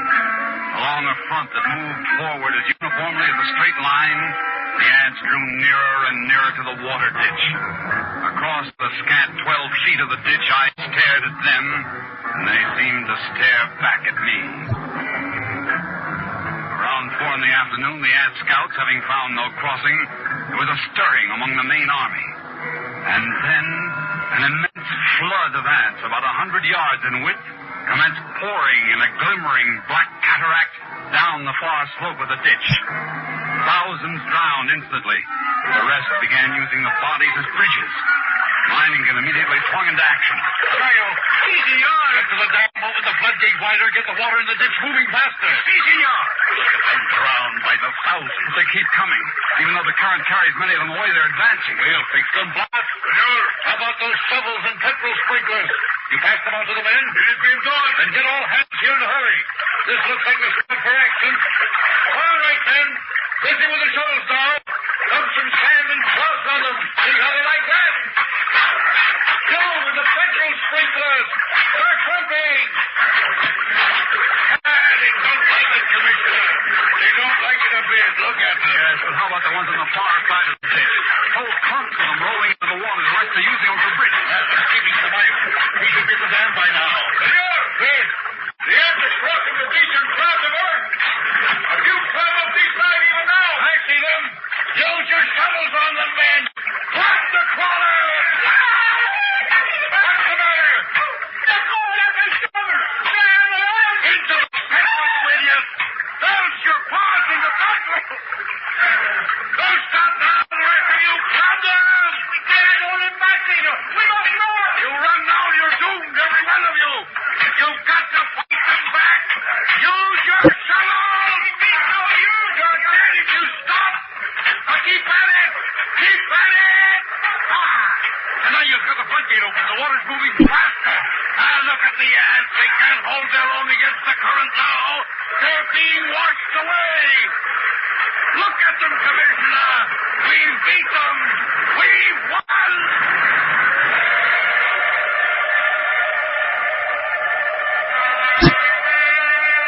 It was true. Leiningen had won, at least the first round. The floodgates were left open to forestall any night crossing. I allowed myself to hope that the ants would go on, pass us by. But when dawn came, the dark blanket was still there, motionless across the ditch. Then we noticed a feverish activity on the other side of the plantation. Here, a grove of tamarind trees lined the far end of the ditch, and every tree swarmed with the crawling insects. But instead of eating the leaves, they were merely gnawing through the stems, so that a thick green shower fell steadily to the ground. Well, it looks as if it's feeding time for our friends, eh? Yep. Have all the petrol pumped across here and get everyone over here except the lookouts on the other side. Then pass out the shovels. Yes, senor. You're going to deprive them of a meal? Meal? Aren't they cutting down the leaves for food? I wish they were. What do you mean? I said if they wanted to get across, they'd have to have rafts. And that's just what they've got. Those leaves are their rafts.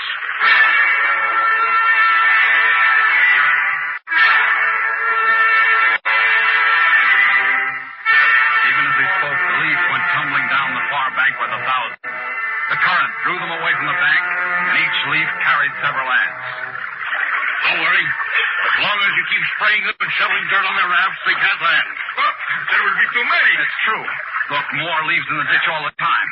And they'll have a solid carpet to walk across in a minute. Not so fast, Commissioner. I've still got to pick up my sleep for them. The water! The ditch is drying up. Of course it's drying up. That's the plan. Those are the orders I sent to the dam. Are you mad? As soon as it's empty, what's to prevent the ants?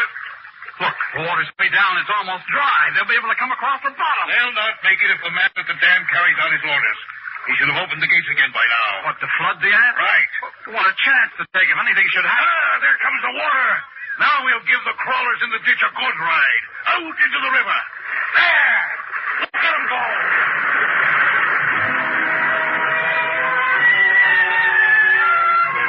Leiningen's tactics were successful at first. The violent flow of water raced through the ditch, overwhelming leaves and ants, and sweeping them along. 3 times the ditch was emptied, 3 times the ants raced across the bottom, and 3 times the water arriving just in time carried them away. But the 4th time, as the water lowered nearly to the bottom of the ditch, we waited in vain for the running waters. And then... Senor! What's the matter? What's gone wrong at the dam? The ants. They did just as demanded the dam will lower the water almost at the bottom. The ants attacked the dam. And before he could open the floodgate, he was almost surrounded. He ran. The ants kept coming. They're across the ditch. Leiningen stood motionless, absorbing the news of his defeat without a word. Then he raised his pistol and fired 3 shots into the air. The prearranged signal for all the men to retreat instantly to the second line of defense. The concrete-lined ditches 2 miles from the point of invasion. Soon after we arrived there, the natives commenced straggling in silently. Leiningen waited until all of them had gathered, and then he spoke to them. Well, lads, we won the first round and lost the second. But we'll smash the crawlers yet. For the moment, we're safe.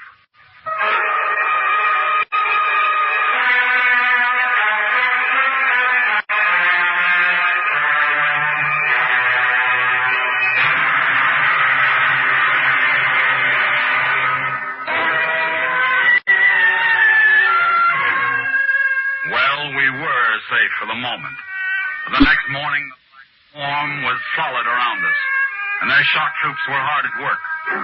They're dropping shreds of bark and twigs and leaves into the petrol-filled ditches, forming a floating bridge across the surface of the liquid. Leiningen stood silently watching this operation, and I could see a grudging admiration in his face. And then, after several hours, the attack came. Down the ditch they poured, thousands of them, and across the bridge of twigs, rapidly approaching the inner side. Leiningen sat motionless, watching them. Leiningen, for the love of God, don't just sit there like a statue. They'll be on us in a moment. Let them fill it first. Now, all right. Everyone back through the ditch. First, hand me the torch. Now we'll see how our friends like a little heat around them.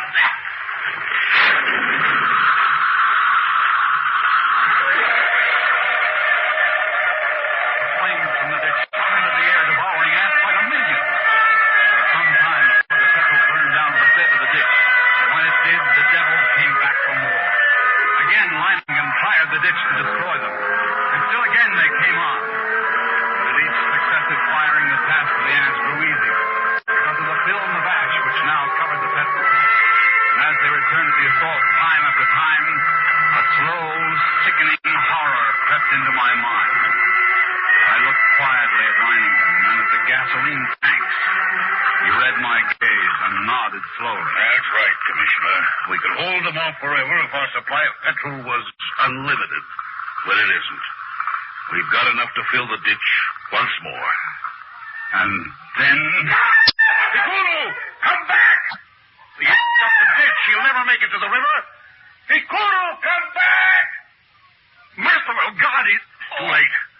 Blast, keep the men back with your guns. Don't let anyone else try for the river.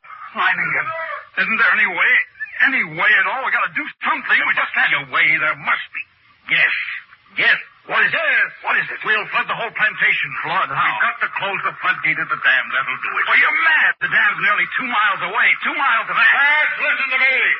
Now listen. I'm proud of you. Now there's still a chance. By shutting the floodgates in the dam and flooding the whole plantation from the river. The moment I'm over the ditch, set fire to it. That'll allow time for the flood to wash away the ants. Then all you have to do is wait for me. It's impossible. You can't get to the dam, let alone get back. That's where you're wrong, Commissioner. I'll get there, and I'll be back. Take care of things while I'm gone, huh? I watched him as he calmly pulled on high leather boots, drew gauntlets over his hands, and stuffed the spaces between breeches and boots, gauntlets and arms with petrol-soaked rags. He shielded his eyes with close-fitting mosquito goggles and plugged his nostrils and ears with cotton. Then the natives drenched his clothes with petrol. Leiningen was ready. And as he stood calmly surveying the course he must take to the dam, near the ditch ready for the run, I realized this was as it should be. I, Leiningen, would meet the ants and defeat them or be defeated by them. Leiningen versus the ants. I ran in long, equal strides. One thought, one sensation in my being. I must get through. I dodged all trees and shrubs, except for the split seconds when my soul touched the ground. The ants would have no opportunity to alight on me. I ran on. I was halfway to the dam before I felt ants under my clothes with dew on my face. They struck at me, mechanically, scarcely conscious of their bites. The dam drew toward me slowly. The distance grew less. Finally, only 100 yards away,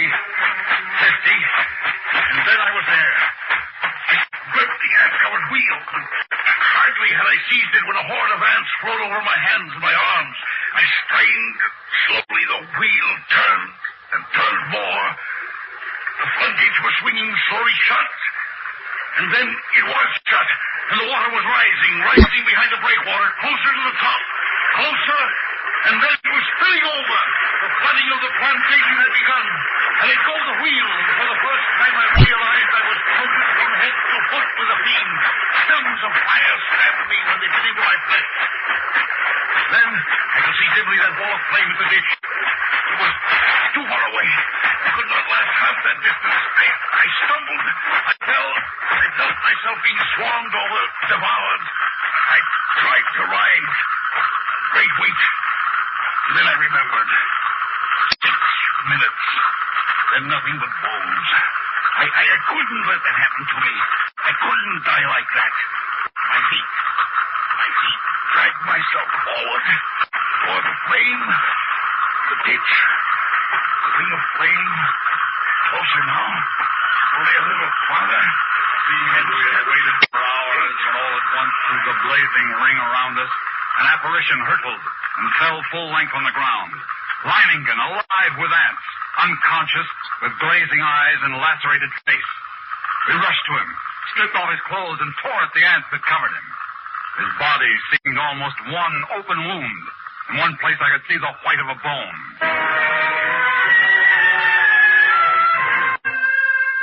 Later, as the curtain of flame lowered, I looked out where the blanket of ants had been and saw only a vast expanse of water covering the entire plantation. The ants were gone, drowned, and Leiningen had won.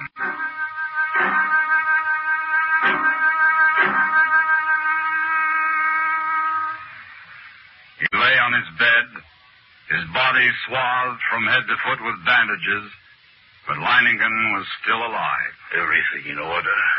They're gone. The ants are gone.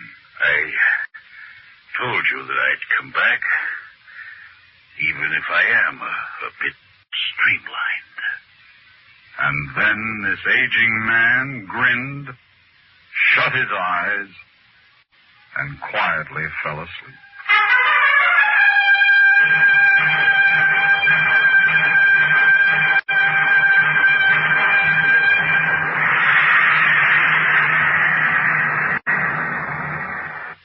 Suspense.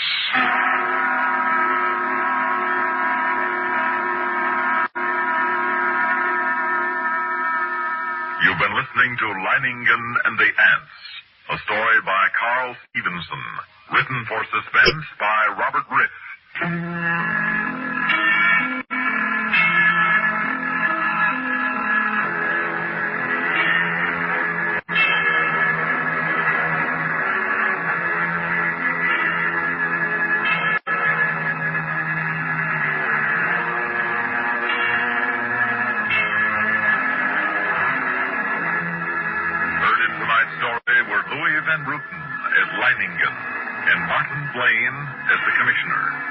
Also included in the cast were Ralph Camargo, Ronald Dawson, and Sam Raskin.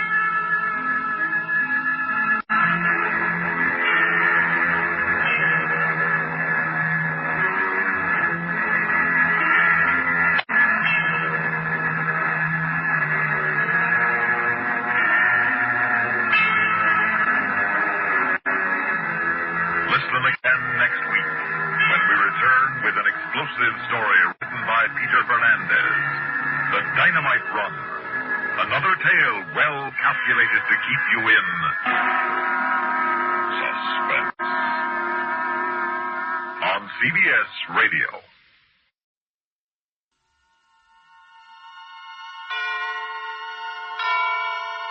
And now, tonight's presentation of radio's outstanding theater of thrills, Suspense.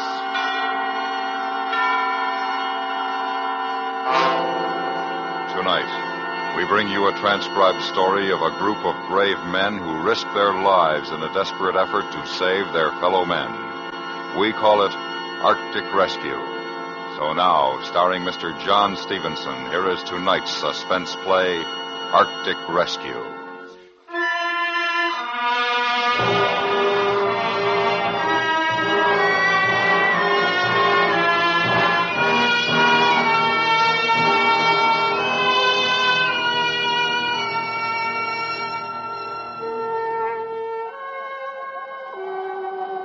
Picture this if you can. Christmas night. Miles and miles of endless, empty, broken white ice. An ice floe drifting somewhere in the vicinity of the 73rd parallel, north of the Arctic Circle. Nothing but ice. That is, nearly nothing. If you look carefully through the winter night, you'll see two tiny dark blemishes, the figures of two men. One twisted in an unconscious heap is our skipper, Jonathan Blake. The other figure, Gerald Stewart, first mate. Me. It makes a sorry picture, eh? Civilized men in a primitive wilderness of ice, waiting helplessly for death. Aye, a sorry picture.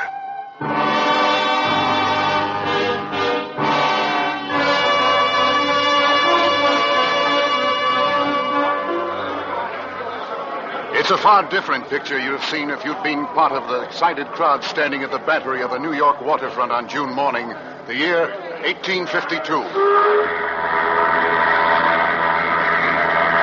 Aye, Mrs. Stewart. The moment of departure? Aye, Lady Franklin. You must take the high tide. May God in his great mercy protect you and your men from the perils which await you. The men are prepared for hardship, Lady Franklin. And we shall succeed where the others have failed in ending the mystery of the Erebus and Terror. Aye. Back to Aberdeen in time for a Christmas feast. We'll prepare a Christmas celebration your men will never forget, Captain. We're leaving for England next week. I shall pray for you, Mr. Stewart. For all of you. Thank you, Miss Craycroft. I'll stand many a watch out at sea thinking of last night.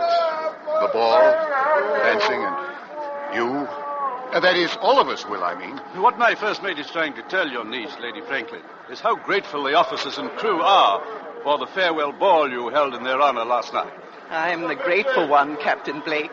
Please bring them all home safely. Come now, Lady Franklin, no need for worry. The Jessica is a sturdy ship, and the men are in good health and lofty spirits. We'll be back by Christmas, you'll say.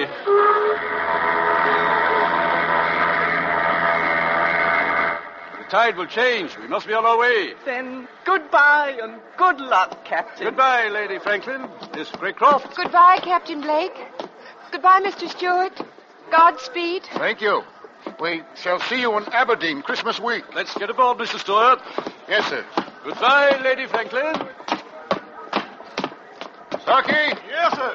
Drop the gangway. Yes, sir. All hands at their mooring stations, Mr. Stewart. Yes, sir. And pass the orders to cast off. Aye, sir. All hands, prepare to cast off! All hands, prepare to cast off! Let go, 1 and 2! Let go, 1 and 2!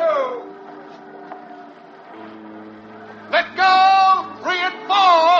Let go, 3 and 4! Ship's underway, sir. Aye. Well, Mr. Stewart, fill your eyes with the sight of New York. It's the last of it you'll be seeing for some time to come. Aye, a good long time. I am, sir. As the Jessica moved slowly to the outer harbor, I watched a tiny, delicate white dot in the crowd at the wharf. She stood there beside Lady Franklin, waving. And I watched until the morning fog erased the sight of the New York waterfront.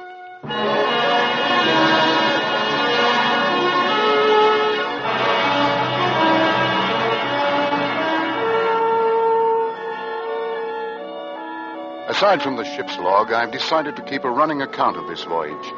This account will be transferred to a watertight jar and thrown to the currents should any sudden disaster occur.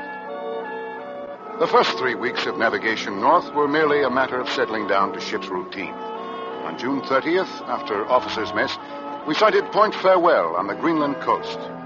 The time had come for the captain to read a letter of instructions given to him by Lady Franklin. Captain Blake, I am sure you will do all that any man can in discovering the fate of my husband, Sir John Franklin, and his 2 ships, the Erebus and Terror. But my only fear is that you might sacrifice your lives in the unknown regions of the Arctic. Therefore, let me state that above all else, the preservation of the lives of you and your heroic companions is more important to me than the purpose of your journey. May God in his great mercy preserve you all from harm amidst the perils which await, and restore you to us safely and in health, as well as honor. Your sincere and attached friend, Jane Franklin. These are the only written instructions I have, gentlemen. Now then, Mr. Stewart, the map, please. Yes, sir. There it is, gentlemen. The most recent Admiralty map of the Arctic regions that we are approaching. Map? Well, it's almost completely blank. Aye, Mr. Halliday. Thousands of miles of uncharted wilderness. And somewhere in that frozen tundra, Sir John Franklin and his men vanished. Aye. And our search will begin tomorrow when we drop anchor in Gold Harbor. We'll pick up our ice pilot, Mr. Patrick Hansen's, from additional supplies, and then make for the Arctic Circle. Arctic Circle sounds like the edge of the world, eh, Stuart? Yes, a little frightening, too. You? Frightened? Mr. Halliday, if I were you, I would respect Mr. Stewart's fear of what lies before us. Captain, I was just thinking, if Franklin was looking for the Northwest Passage, he'd probably make an approach through here, through Lancaster Sound. Aye. Then he must have passed Pond's Bay here. And according to our information, there are Eskimos at Pond's Bay. They might have seen his ships enter Lancaster Sound. If they did, then we'll have something to go by. I hope Mr. Hansen understands the Eskimo dialects. They can tell us much. I don't see how we can cover all this territory and get back by Christmas, Captain. We have no choice, Mr. Stewart. If we get caught beyond the Arctic Circle after the summer months, we may never get back. Never? Aye. In the winter, the seas are covered with great ice floes, and once a ship is frozen in those latitudes, it will stay there until the summer thaw. And you can't imagine the horrors we'd endure in an Arctic winter, Mr. Halliday. I suppose not. Franklin and his men were probably frozen in for the winter, And they were never heard from again? Exactly. Well, that would give you a brief idea of what we're in for, gentlemen. We'll know more after Mr. Hansen comes aboard. Any questions? I have nothing but questions, Captain. I wish I had the answers, Stewart.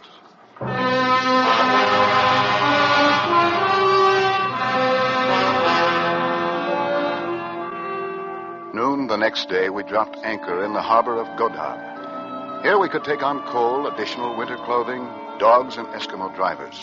And Mr. Hansen, our ice pilot. Godhav was nothing more than a few huts of the Baffin Bay Trading Company. And as we prepared to go ashore, a longboat suddenly appeared alongside. Captain Blake. Aye? I'm Patrick Hansen, your ice pilot, sir. We were about to send a boat ashore for you, Mr. Hansen. No time for that, Captain. But we planned on picking up supplies and dogs. I brought them. They're in the boat. Well, what's the rush, Mr. Hansen? This is Gerald Stewart, my first mate. You've never been to the Arctic before, Mr. Stewart. No. You'll take my word for it. We better get up there while we got the summer weather, you bet. All right, so we run into a little summer ice. The Jessica's prepared for it. Yeah. She looks like good, strong ship. We never seen an iron ship up here before. And steam engine, too. Well, that's not all the Jessica has. There's an additional iron plates across her hull, as well as added bracing thwartships. And the forward 10 feet of the bow is solid iron and razor sharp at the edge. What do you think that will do to your ice, Mr. Hansen? You wait and you see what the ice can do to a ship. Even an iron ship, Mr. Stewart. Mr. Hansen, you received my letters. Yeah. And you made inquiries about the Erebus and Terror? Yeah, they was here. They couldn't get dogs, so they headed for Pond's Bay. Across Baffin Bay? That's right. Just as we thought. Mr. Halliday? Yes, sir? Get those supplies aboard, then prepare the ship for sea. Aye, sir. Stewart, you can chart a course for us. We'll cross the Arctic Circle next and on to Ponds Bay.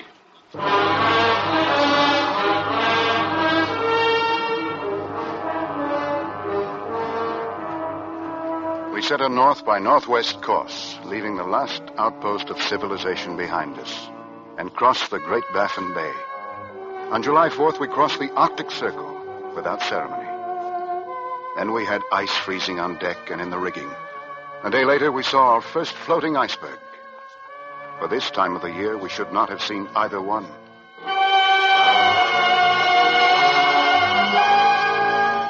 From Goat Hub to Ponds Bay, 6.5 days. Perfect calm. Upon landing, we found a small contingent of Eskimos, but nothing else. They seemed hostile and would give us no information. Then, as we were preparing to return to the Jessica, one of the natives, a girl, rushed from one of the huts and down to the beach. Who's there? Who's there? What's she saying, Mr. Henson? I'm not sure. Captain, look. She has something in her hand. She wants us to look at it. It's a small brass button. From a naval uniform. Aye. See if she'll trade it for some sewing needles. Joseph Gallagher? What does she mean by that? Joseph. Joseph. She trying to say man's name. Joseph Gallagher? Joseph Gallagher? Stewart, is that name on Sir John's crew list? I'm looking, sir. Yes, sir, it's here. Quartermaster Joseph Gallagher. They've been here. Aye. Better get back to the ship, men. Looks like a gale brewing. Joseph? Let her keep the buttons to it. Give her the needles, too. Yes, sir. Joseph.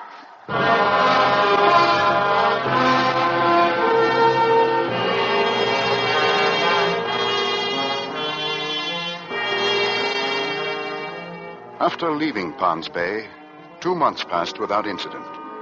Then we entered Lancaster Sound and approached the scarcely charted islands along Barrow Strait. Then we encountered great mountains of floating ice, and we had only a few hours of twilight each day. We crossed the 75th parallel and north into Wellington Channel to Bathurst Islands, the last of the charted islands on my maps. Then on September 10th, weather changed. Northwest gales, sleet, and heavy fogs that forced us to a bare crawl. And worse, mammoth ice floes that closed in all around us. Mr. Stewart? Yes, sir. Keep an eye on the temperature. I am, sir. Ice, dead ahead. Quartermaster, starboard, 6 degrees. She's been getting smaller all the time. Captain, the temperature's still dropping. 10 above zero. What do you think of this lead, Henson? I think maybe we better back out of here. Back out? Take a look astern, Henson. Back out where? Captain, What is it, Halliday? the rudder won't respond. 6 below, sir. Ice, dead ahead. The lead is getting smaller, Captain. Aye. Well, the Arctic seems to be closing down on us on all counts.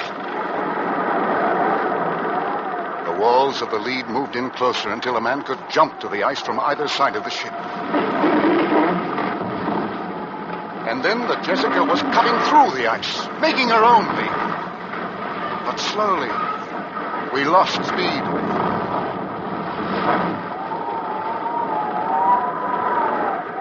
And then, finally, the ship gave up to the ice.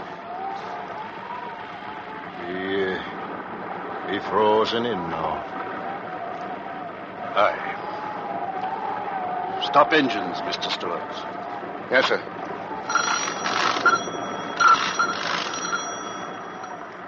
Well, Captain Blake, looks like we can forget about looking for Sir John Franklin and his ships. Now that we're frozen in, we're going to have to look out for our own lives, you bet.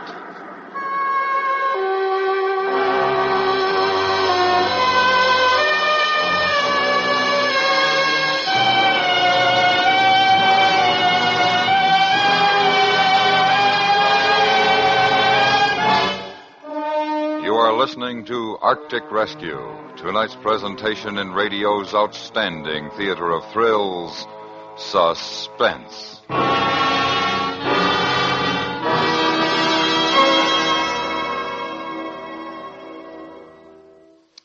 The precinct house, the hub of a policeman's life, is a world in itself. All the distorted, misguided emotions of humanity are channeled through its doors and dealt with by the men who work there, protecting us every hour of the day and night.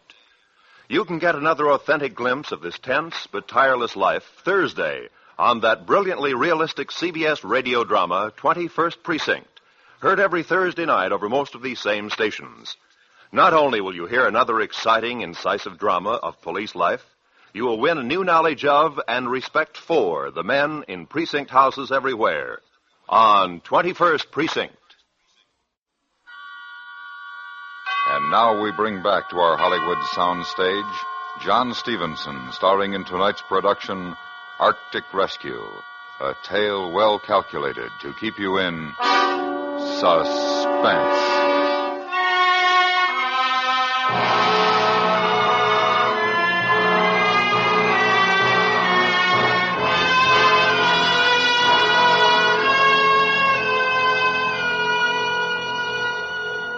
September 10th, 1852. Unless a miracle occurred, we were frozen in the Arctic for the rest of the winter months. A sea of ice surrounded us, and the ship took on a starboard list from the pressure of the floe. Rations were cut in food, water, and coal consumption. Furious gales came and went. There were more freezing temperatures, often as low as 35 below. The doctor was a busy man. Nearly all hands suffered from frostbite, many from gangrene. Conditions aboard the Jessica were deplorable. I thought they couldn't get any worse. October came. November. December. And we thought of home and the holidays.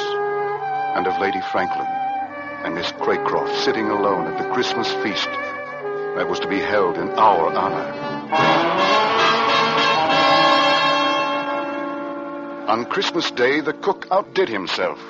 We had a feast aboard the Jessica on the last of the salt pork and the beef.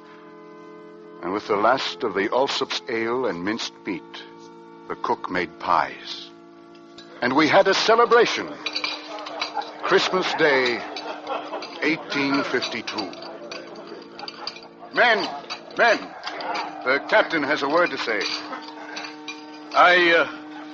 I dropped below to offer you my greetings on this holiday and to wish you a much happier Christmas next year.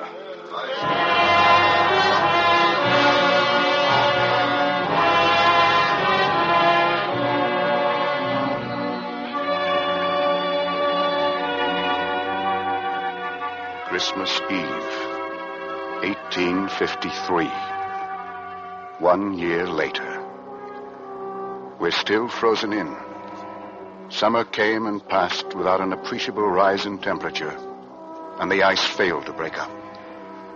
Men living on pemmican, occasionally bear meat and seal blubber. No more lime juice. This means scurvy. The year also saw the loss of 11 men. The doctor and the ice pilot Hansen among them. 2 in a chase with a polar bear, 3 from scurvy, and the rest from gangrene. Most of the men had frostbite. Our second Christmas in the Arctic. The floe that holds the ship is drifting south down Peel Sound. We saw the shores of King William Island, and the captain sent 3 men on a sledge to look for food depots or a rock cairn, anything. They returned today. Where did you find it, Halliday? In a cairn. We also found empty pemmican cans and bits of ship's timber. Stuart, listen to this. It was written by Franklin himself. 1851. Latitude 69 degrees, longitude 98 degrees west. HMS Terror sank when ice broke. Erebus still frozen in. Beset since April 12th, 1850. We are deserting the Erebus, attempting overland march to Bagsfish River to Hudson Bay. If unheard from, when this found, we must be considered lost. Sir John Franklin, Captain, HMS Erebus. We've found what we came for. Aye. Then they're all dead. Aye. If something doesn't happen pretty soon, we'll be dead too. Makes for a very Merry Christmas, eh, Captain? Captain! I hear it. The ice. It's breaking. Great cracks open in the ice. And then out of the water, through the openings, another great mountain of ice would rise.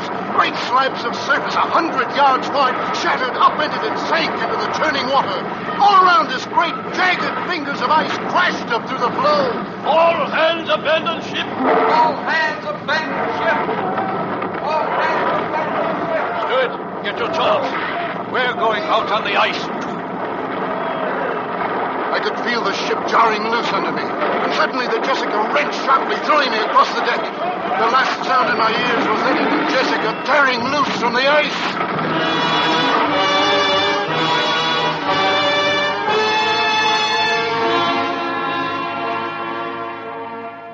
Slowly, I became aware of a pain in my leg. Then of movement. I opened my eyes.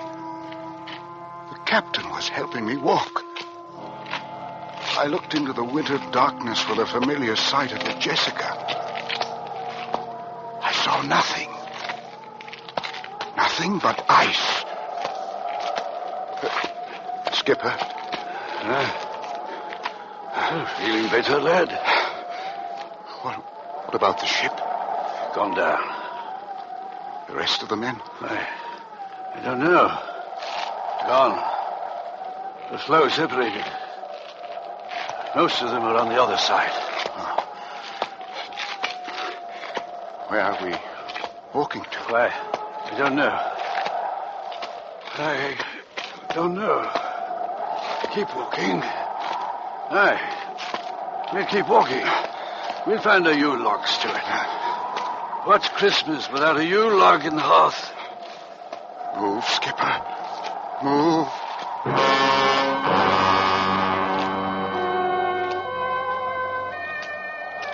We walked on and on, climbing jagged hummocks of ice, falling through thin spots. Legs got wet, froze. We beat the ice off, walking in circles through the Arctic night. Endless circles. Very good. Rest. We'll rest a bit. Yeah. Rest. Sleep a bit in the ice.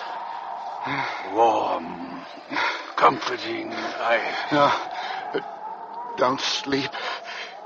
Wake, Captain. Sleep, Stuart. The fire in the hearth will keep us warm. And tomorrow, Christmas morning, it'll be there, Stuart, you'll see. What will be there? It'll be there. You'll see. Don't go to sleep, Captain. Don't sleep.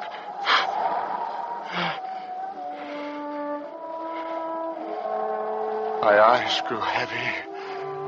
I craved sleep. But to sleep was to die. I was ready. In the sky over the horizon, a star. The night was overcast. There were no other stars. Just one. Bright. In the distance. I could see it. Stood. It was still there. A bright star. Over the horizon. Captain! Up! On your feet! Captain, we're going to keep walking. Captain! Captain, get up! I want to sleep. I'm tired. You've got to get up. Got to get up. Keep on walking. Walking? Where? There. That way. Towards that star. We walked on. Slowly. I carry the skipper. Unconscious now. What could it be? There are no lights in the Arctic. No stars through the overcast. But we kept moving. And the star came closer.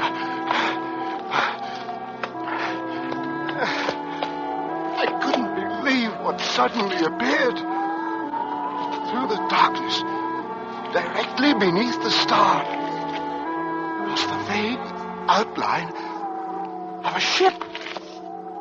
A ship! Wait! Wait! Help! Help me!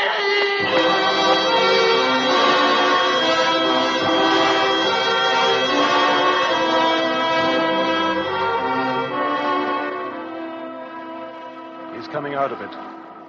Stewart? Stewart! Ship. I saw Starkey. Halliday. In the flesh. I saw a ship. Yes, I know. You're on it. See? But where did it come from? It's not the Jessica. I know. It's the Erebus, one of Franklin's ships. The one they deserted. The Erebus? But where did it come from? Well, there we were, all of us, except you and the captain, lying on that floe after the Jessica went down. Ready to die, just as we thought you'd died. And then, just as graceful as you please, we see a ship drifting slowly out of the fog, through the broken ice, right to us. The captain. I left him out on the ice. No, he's all right. We brought him aboard. And pretty soon we'll be on our way home. Home? Yes, the ice is open. We can get out. The Erebus will take us back. How's that for a Christmas surprise? I follow the star. What? He's sleeping. What was that he said? He followed a star? Oh, he must have seen that lantern we hung on the mainmast. Mistook it for a star. Oh. And saved his life. And the captain. Well, being that it's still Christmas, I guess you could call it a miracle. Hey, Starkey? Aye. I guess you could have that, sir.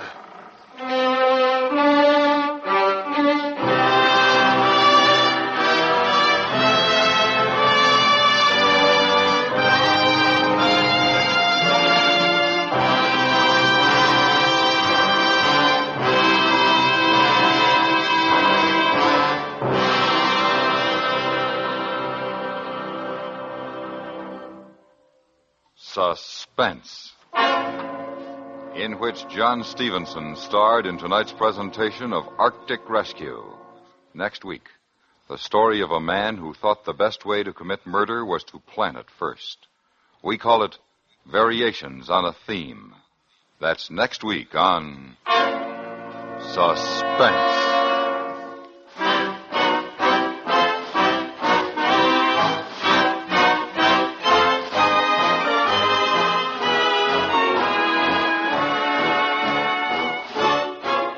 Suspense is transcribed in Hollywood by Anthony Ellis. Tonight's script was written by Gus Bays.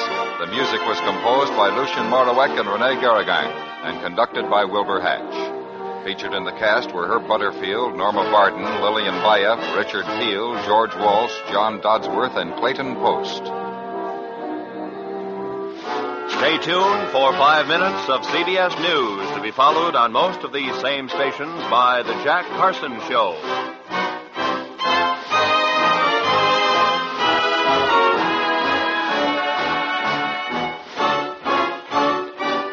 You hear America's favorite shows on the CBS Radio Network.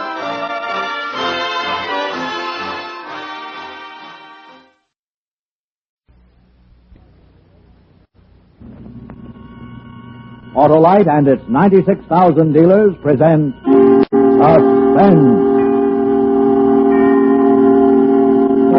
Tonight, Autolite brings you The 1 Millionth Joe, a suspense play produced and edited by William Spear and starring Mr. Jack Carson. I'm Al Gerzant. From A to Z in public relations is how I bill myself. And there was this stunt which I dreamed up for the Bureau of Better Business Promotion to pay off the 4th of July weekend. But I hadn't counted on the fireworks, which in this case was a big 45 jammed in the middle of my back. Yes, in a moment, Mr. Jack Carson and a tale well calculated to keep you in suspense. Say, Wilcox, if the bases are loaded with 2 men out, Who's the boy you'd like to see up there at bat? Why, the spark plug of the team, of course. The lad who's right there with that surefire and never miss power. Say, that reminds me of ignition-engineered Autolite spark plugs. You see, Autolite spark plugs are a vital part of the team, too. Well, how do you mean part of what team? Well, just this half. Autolite engineers engineer complete ignition systems used as original factory equipment on many makes of America's finest cars. So naturally, they engineer Autolite spark plugs to work as a perfect team with the coil, distributor, and all the other important parts of a car's ignition system. And that's mighty important. Yeah, I see. That's what you mean when you say Autolite spark plugs are ignition engineered. Absolutely right, Hap. And that's why they can't be beat for quick starting, smooth performance, and gas mileage. So, friends, see your friendly Autolite spark plug dealer tomorrow. Have worn-out spark plugs replaced with world-famous ignition-engineered Autolite spark plugs. Whether you choose the resistor type or the standard type, you can't buy a better spark plug for your car because you're always right with Autolite. And now, with the 1 millionth Joe and the performance of Jack Carson, Autolite hopes once again to keep you in suspense. Yes, I'm Al Jazant, like I said. I started to tell you about this publicity stunt I dreamed up for the Bureau of Better Business Promotion. Well, me and some businessmen with a few reporters, cameramen, and such were out at the airport. Transworld Argus, Flight 24 from Chicago. Transworld Argus, Flight 24. Now, come on, gang. This will be at Gate 5. Well, come on, Crowley, fellas, boys and girls. Hey, Tiny, you got that camera hot? You got your oranges, Mr. Wilder? Yeah, I still think a three-piece band looks paltry, sense. Paltry, schmaltry, Mr. Wilder. What we care about is newspaper coverage. Now, stand back when they start coming Also through the gate. arriving, Gate 5, passengers from the Bobcat line. Flight 16 from Houston. Well, another plane. Is this a horse race or is this a horse race? Boy, oh, boy. I declare I'm all over goosebumps. That's the plane you chartered, Algie, for all these relatives you're ringing in? Oh, lay off. This deal's on the level. Who you kidding? He takes his cut coming and going. Lay off. Look. Hey, here they come, so stand back. You count, Wilder, and me and Mr. Allen will nap it. Now, the last number was 999,990. 10 to go. Okay. 991. 992. 993.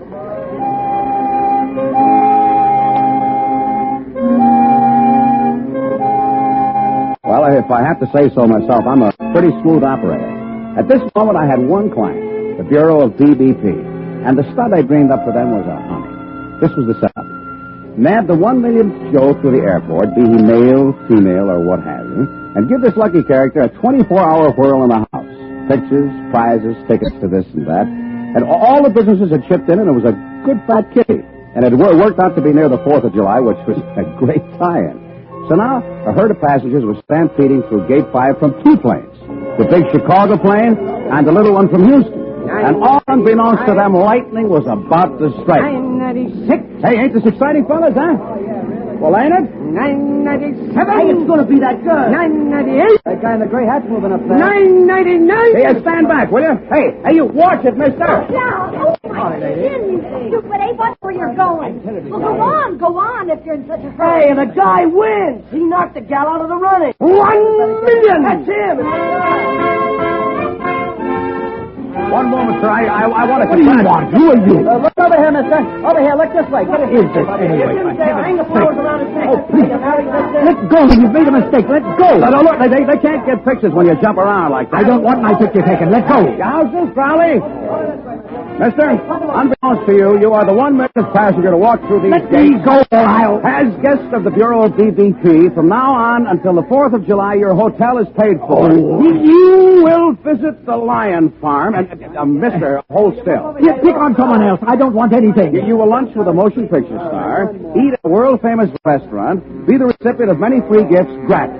A mink sling cape, 2 dozen sport shirts, 2,000 cans of dog food, a free airplane pass to anywhere in the whole wide world.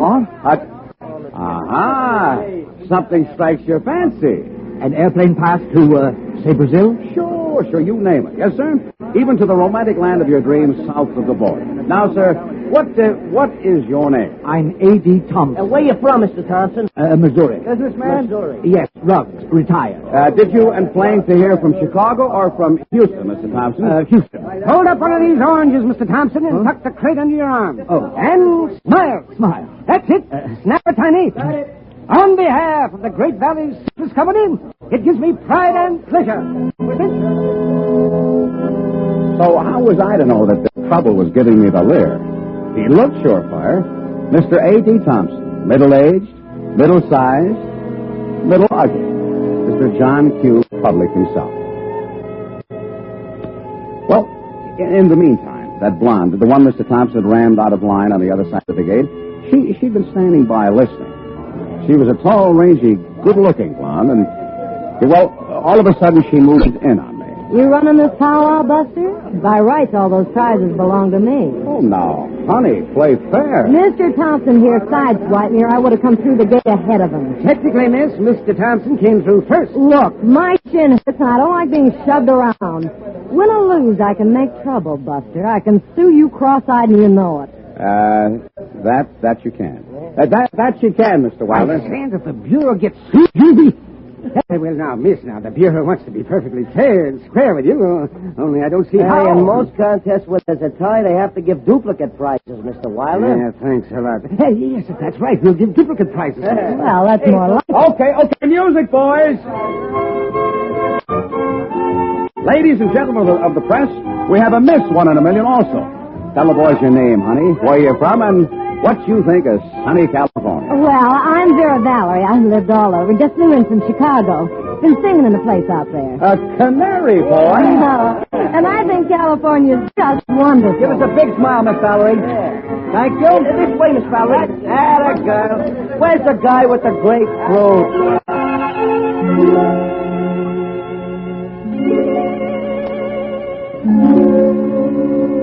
So the doll was declared in, which was okay by me. In fact, every time she said hello, it was plain old nuclear fission with me. But that's not strictly a part of this story. Well, anyhow, from the airport, I carted Thompson and Vera Valerie to the Hotel Diplomat, where I live myself, on a due bill. There was considerable yammer about that extra free room gratis for Vera, but finally the manager coughed up another single. There were some hours to kill before we could go out to the Lion Farm, so I took a cold shower, made a few calls, and then wended my way to the Whispering Palm. Well, high time, Buster. I'm 3 up on you. Well, I got problems now. Henry, bring me a Parsons Pitfall. Hey, how they treating you, honey? What's the number of your room? 4-something. 412, 420. Well, I know it's the 4th floor. For that, I'll check. Yeah, I got headaches with this stunt, but you're worth it, doll. Oh, I'll bet. When I barged into the act, you wanted to wring my neck. No. I was only figuring how I could swing the whole show for you without Thompson. Oh, sweet. Well, since Wild promised double prizes. Yeah, but I got to deliver on Big Mouth's promises, and the fur joint says 1 mink cape, period. Oh. Also, France World told me they aren't serving double passes to Brazil this season. But Thompson doesn't look like the mink coat type to me. We can give him the... Oh, but Doll, it was a trip that you wanted. Oh, forget it. Only why is Thompson so anxious to get the pass? I don't know. Look, Buster, I bought the newspapers. Did you read this? Texas police hunt ruthless killer. Yeah, I noticed the headline. Why? Read the story. What? Sheriff's Office, Pikesville, Texas, reported discovery of 2 murdered men. Highway 26, 12 miles northeast of town. Dead men, members of gang who held up Arcana Oil Company's offices in Pikesville. I don't get the drift. Pikesville's near Houston, isn't it? Sorta. Yeah. Police believe they were double-crossed by 3rd member of gang who shot them, making off with entire loot from robbery. Notice how Thompson hung onto that briefcase? Nearly $100,000 in large denomination bills. Wow. The serial numbers are so. No description of killer available. Interesting. You've got something. He wouldn't want to spend any of those bills here, but in Brazil. Do we tip off the cops? 100 grand. Huh? Yeah, no, not yet. Let me handle this, Sal. I'll stall him on that pass to Brazil till we know for sure. You wouldn't make a deal with him, would you, Buster? Who, me? Well, that wouldn't be ethical. Well, we gotta have proof, honey. Now, admit it, we gotta have proof. Which was the truth, but not quite the whole truth. That I now admit. You see, the thought of that 100 G's had sent me into a spin, and I wanted time to figure out how I could cut in on those sweet, crisp dineros. If I could prove that Thompson was my man. Well, that afternoon, Thompson kind of played right into my hands. We were out to the Lion Farm. The boys were snapping pictures of Vera cuddling the king of beasts when Thompson, clutching that briefcase, pulled me off to one side. No more pictures of me, Aunt. And keep the ones that took at the airport out of the papers. Keep them? Say, that wouldn't be ethical. What do you mean? Well, no paper's going to print 2 pictures on this stunt, and... No offense, Thompson, but whose puss would you choose if you was a desk man? Yours or Vera's? We held him for the nonce, and I had one more angle on this team. That he was afraid somebody somewhere would know him from his picture. Well, that evening, we were in for Mike Romanoff's and Cero's and Slapsy Maxie's. For such a whirl, I always dress up like a dog's dinner, so I went up to my room to change. Come in, Zan. Close the door. Well, Thompson, what are you doing here? Waiting for me? Hey, you're not going to Romanoff's dressed like... I'm not going out this evening. Yeah? Okay. It's no skin off me if you buy your own dinner. How soon do I get that ticket? Ticket, chum? To Brazil. How soon can I leave? Well, I guess there are flights every day to Mexico, and from there to Brazil... Get my ticket for tomorrow night. Well, now, that's one of the prizes that you and Vera got to toss for. You see, get that ticket tomorrow. Give her the mink cake, give her anything, everything, but I want that airplane pass. Oh, it's clear you want it, but... I want it, and I'm going to have it. Huh? Would you have a little deal in mind? Deal? Or words to that effect? Maybe. Or maybe not. Get the ticket and we'll talk. But deal or not, Zan, there's nothing I won't do to get that pass. Do you understand? Nothing. I understand. Nothing.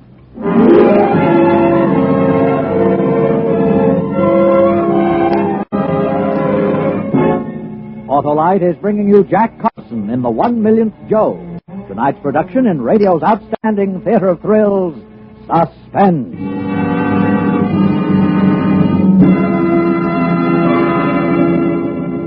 Hey, Harlow, did you ever notice that if one ball player goes into a slump, the whole team seems to bog down? Well, that's natural, Hap. Each man is a vital part of the team, just as spark plugs are a vital part of the team that makes up the ignition system of your car.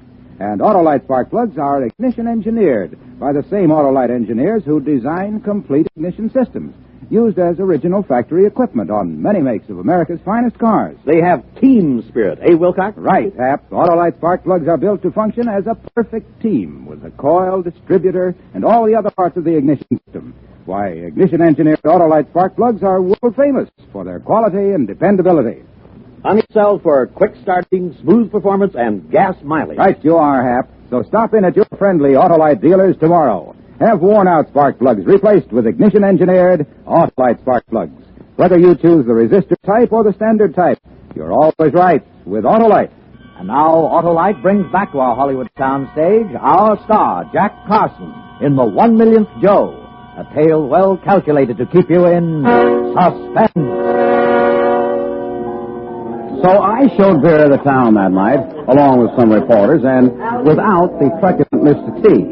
As I told Thompson, there was no skin off me if he bought his own dinner. Anyway, I was real glad that Vera and I could finish that evening alone. It was a last night spot schedule, and therefore on the cut. The place was jumping, and the newsboys was having a high old time. Garson, another round of drinks, sir. That's the way to talk, Ozzy boy. Sure, young. How about champagne? Yeah, you know what the Bureau looks cheap, Ozzy boy. What about my dance with Mrs. Valerie? Well, I'm willing and waiting. Now, wait up, boys. While you're still sober and able to listen. I got an announcement to make. Ought to all be at the airport tomorrow night for Transworld's part in this stunt. The free pass. Where to, Ozzy? Who's going? The free pass it is, but I want you boys to have a little suspense. Just be at the airport from 10 p.m. on. One or another of our two winners will be taking off for parts unknown, but who or where to, You gotta be there to see. Hey, Buster, you didn't tell me. Yeah, well, yet. come on, Vera. Let's you and me bunny hug. Now, drink up, you mugs, and don't be bashful about asking for more of the same. Buster, you haven't... Come on, Vera. Oh, Buster, tell me. Now, come on, doll. Just snuggle up and dance. Smooth. I saw you and Thompson huddling at the lion farm. Yeah, well, he was telling me that he's camera shy. Oh, he is he? But later in my room, Thompson showed his teeth.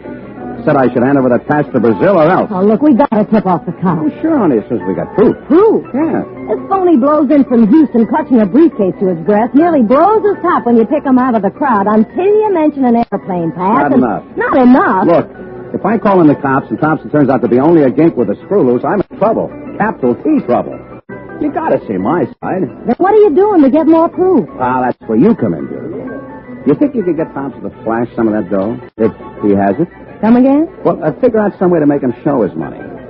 See if it comes out of the briefcase and if it's in big denomination bills. Oh, yeah. Maybe. Well, tackle him first thing in the morning. First thing in the morning, I'll get the ticket. Then the first chance we get, we compare notes. And if what I find out adds up? Then you be packed and ready to leave tomorrow night. To Brazil? Maybe I want to go later. And maybe I want to go to Honolulu. Maybe. After the spouting I just did to the reporters, somebody's got to be in that plane or Balooey my stunt. Which, so far as this story goes, wounded up to that night. That doll girl. Was she ever the deluxe type? I freely admit, she rocked me. Yeah, well, come morning, I was up with the birds or thereabouts. I checked and found out that Vera had lassoed Mr. Thompson for breakfast. So far, so good. So I hustled myself down to Transworld and got the ticket. A long green strip of confetti. Rio and return. And the big day commenced, and Thompson came along. No doubt to keep an eye on me. So me and Vera weren't able to huddle until some hours later on a soundstage out at Colossus Pictures. When they've got this shot lined up, I'll introduce you folks to Vincent. He's the director. I'm producer. Mr. Thompson, did you say you were in rug? Yes, retired. The rug we use in this set might interest you. That's a good idea, Arthur. Give the rug a once-over, Mr. T. This way, Mr. Thompson. You see in the picture of the producer. Buster, I got him to show me his money. Yeah? Out of the briefcase? Yeah. He took the briefcase along to breakfast. How'd you work it? Well, I ordered everything I could see on the menu. Yeah. And when the waiter brought our check, it was almost $16. I fished around in my purse and said, how perfectly awful. I've only got $1.75 to my name. You'll have to pay the check, Mr. T, and let me pay you back. Well, the waiter was standing off giving us a cold eye. So Thompson unzips his briefcase a couple of inches and fishes out a $500 bill. 5 cents? I could have died. There till I was bug-eyed trying to read the serial number. And, Buster, you're going to be proud of me. The number was C1240653. What? You remember the whole number? Yeah. I got a mind for numbers. Never forget a phone number or an address. What are you looking at? Oh, this is the list of serial numbers. Say that number again, Doc.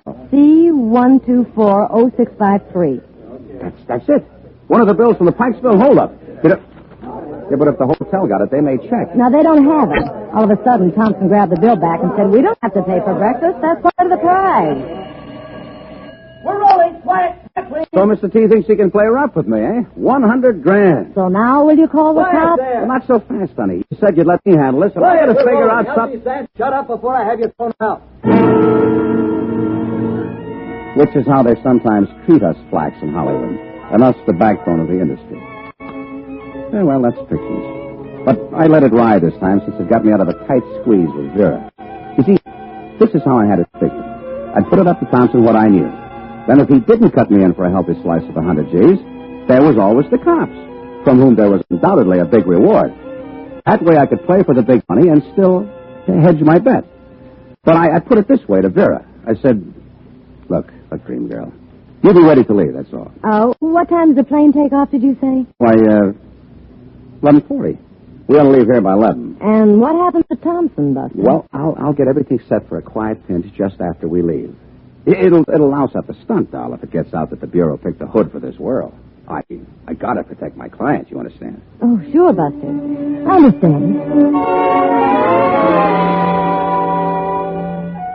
So Vera was set up to take Mr. Thompson's place if it was no deal with him. If it was a deal, then Thompson would fly off to Brazil, leaving me unexpectedly wealthy. I was sure Vera was a sensible type doll, not adverse to knowing a Joe who was in the chips. Well, along about 9:30, I went knocking at Thompson's door. Come in. Well, sir, another day of California sunshine. Oh, you got it. You said we'd have another talk. Talk's cheap. All right, I'll level with you. I know your name isn't Thompson. I know why you didn't like being picked for this stunt. I know what's in that briefcase, and I know why you want to fly the coop. Huh?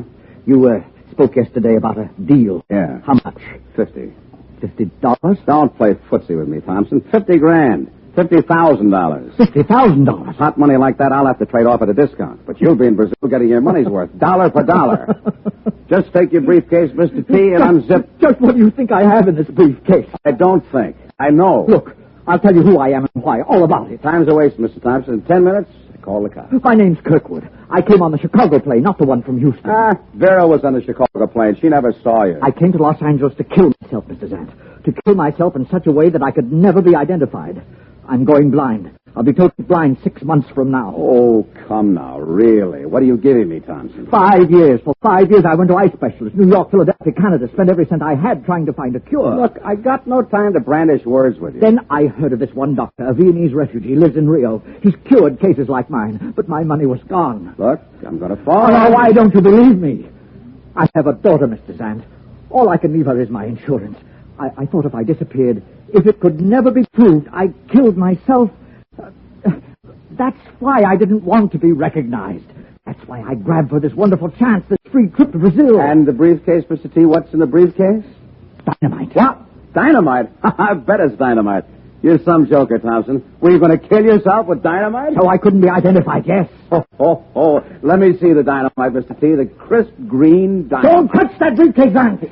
Buster. Hey, Buster, I've been turning the place inside out to find you. Vera, leave us be. But I just remembered. It's daylight saving time here on the coast. That plane leaves an hour earlier. Buster, watch out!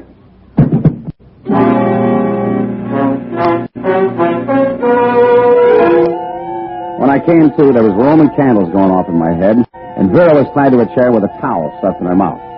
The airplane ticket was going out of my wallet, of course, but I saw by my watch there was still time. 10 minutes later, we was in my car, Vera and me, halfway to the airport. I took a shortcut up through the hills and kept the gas pedal flat on the floor. It was a while before Vera said anything. Buster, this will really blow up your stunt if you have Thompson pinched at the airport. No two-bit hood's going to push me around. Well, let's see if we can figure some way to get me on the plane quiet. And then after I've left, I'll email Thompson. Forget it. Forget the stunt, doll. Now I'm out for blood. What time does that plane leave? I forgot. 11:40 daylight saving, 10:40 standard. That Thompson.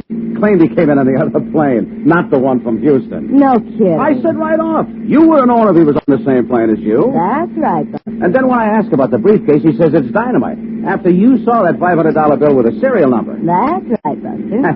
Thompson didn't know the combination he was up against. Me and a sharp doll like you. That's right, Buster. You spotting that headline right off. And remembering that serial number 100%, that's...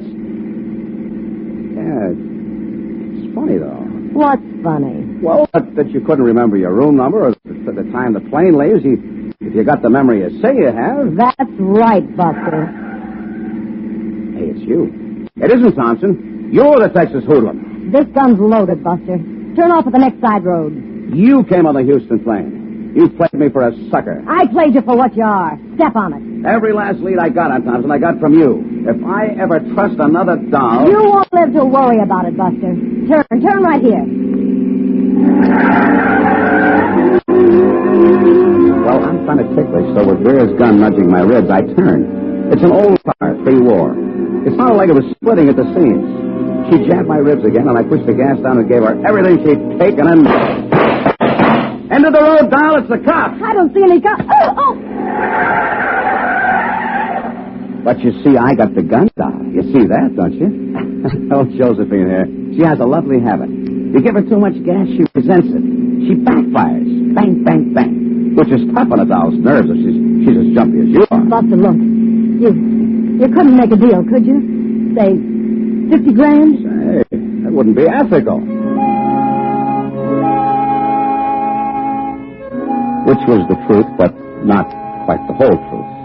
It was worth kissing $50,000 goodbye to turn Vera in after she conned me the way I did, because One thing I can't stand, being taken over the hurdles by a doll. So that wound up the stunt. Thompson? Oh, he took off, okay. And the doctor in Rio handled his case. His eyes are 100% now, without cheaters. Me? Well, this 4th of July, I have nothing on the docket. But have I dreamed up one whale of a stunt for Thanksgiving? Let's see what you think. The moviegoer who arrives at Grauman's Chinese exactly at midnight gets a free Mandarin's uniform, all the chop suey he can eat.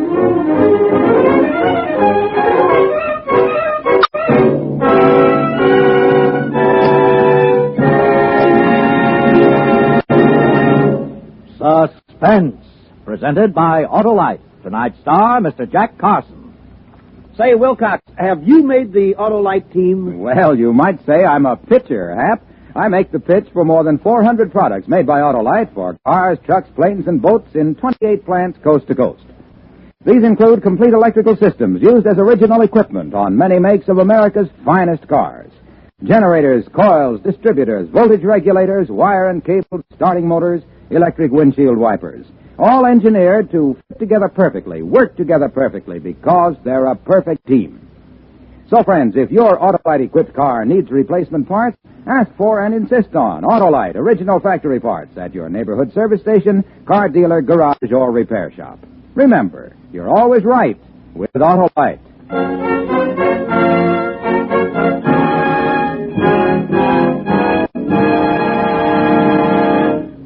Next Thursday for Suspense, our stars will be Kathy and Elliot Lewis. The play is called Love, Honor, and Murder. And it is, as we say, a tale well calculated to keep you in suspense.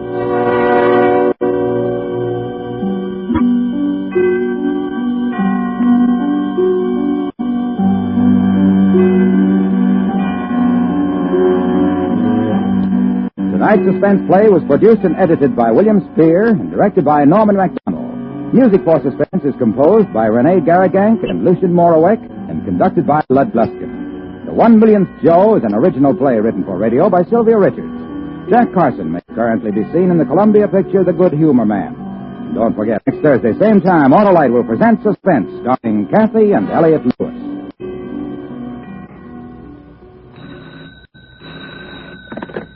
You can buy world-famous Autolite resistor or standard spark plugs, Autolite full batteries, Autolite electrical parts at your neighborhood Autolite dealers.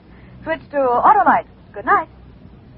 The American economic system has brought greater material benefits to more people than any other system the world has ever known. Because we have been able to produce more per man and per machine, we have been able to live better and enjoy our individual freedom. Learn more about your part in the American way of life. Write to Suspense, Box 10, Times Square Station, New York City, for the free booklet, The Miracle of America. This is CBS, the Columbia Broadcasting System.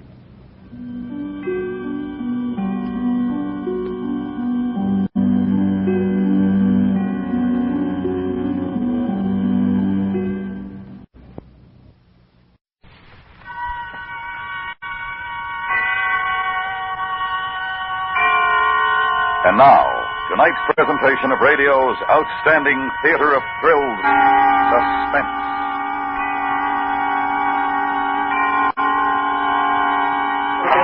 Tonight, the story of a man who felt that he had to prove himself, had to go to any length to make people believe him. Anthony Ellis stars in his own adaptation of Elizabeth Bowen's Telling.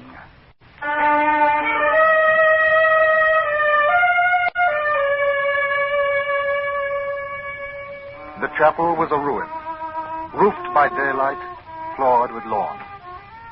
In a corner, the gardener had tipped out a heap of cut grass in the lawnmower. It smelled stuffy and sweet. Outside, beyond the ragged arch of the chapel, there was sunshine. But not here. Terry looked up, feeling shy, noticing suddenly, surprised, the blood on his hands. Embarrassed all at once at the idea of anyone coming. His brain was ticking like a watch, remembering Josephine. Homecoming from Ceylon a month ago. That first interview with his father in the study, so heavy with solemnity. Sit down, Terry. Thank you, Father. Well, so you're back with us. That penny? Well, I suppose you rather expected it. No. Matter of fact, this time I didn't. I hoped you'd make a go of it. Sorry. Yeah. You mind telling me what happened? No, I shouldn't mind at all if I knew. I thought things were going all right. And, well, then the letter from the office. And bye-bye, Ceylon. Hello, England. I didn't hear quite the same thing. Oh? Mockridge phoned from London, told me that you'd been shirking on the job. Incident to the plantation manager, and that they simply had no choice but to give you the sack. Well, it wasn't as bad as that after all. Look here, Terry. It's gone too far this time. When your mother was alive, I tried to understand. You were chucked out of school, 14, you remember? In Cambridge. Your mother was, I suppose she meant well, you being the youngest boy. I think if I'd had my way with you, though, it would have been better. But now you've been kicked out again. Your mother's dead. He won't protect you anymore. You're going to have to grow up now. Do you understand? Yes. Have you any plans? I don't know. Oh, Father, if I could think things out, I know I could do something. You've said that before. But I could. Or perhaps art. If I had a chance to study. Well, listen to me. And take that filthy cigarette out of your mouth when I'm talking to you. Sorry. I'm fed up with you, Terry. Your brothers and sisters are ashamed. We all are. Why the devil can't you be a man? School's finished. You're 24. I will not tolerate a slacker in my house. I warn you. This is your last chance. You can have a couple of weeks to get settled. And I'll try to find you something in the city. Father, that's awfully decent of you. I'm not doing this for you. I'm doing it for my own self-respect and the memory of your mother. Yes, Father. We shan't mention the Ceylon incident again. I think you'd better go upstairs now and get dressed for dinner. And remembering in the now high, cold walls of the chapel, Josephine. The first meeting after he'd been home for only 4 days. Josephine, with her chestnut hair gently framing that face that he had loved, yet been unable to visualize during those 8 months away from her. And the warm, lazy afternoon, the sound of tennis drifting across the lawn. Josephine. Charles has a marvelous serve, don't you think? Yes, he's good. I'm afraid I've never been able to stand up to him. Or John, for that matter. Oh, you don't practice. Oh, is that it? I thought perhaps it was just not much good at it. Oh, rot. Josephine, you know, it's the funniest thing. All the time I was in Ceylon, even when I wrote to you, I simply couldn't remember what you looked like. It's odd, isn't it? I'm sorry I didn't write to you. I've been terribly busy. No, it doesn't matter. I can see you now. Shall we go down to the court? I'd love a game when they finish. Josephine. Yes?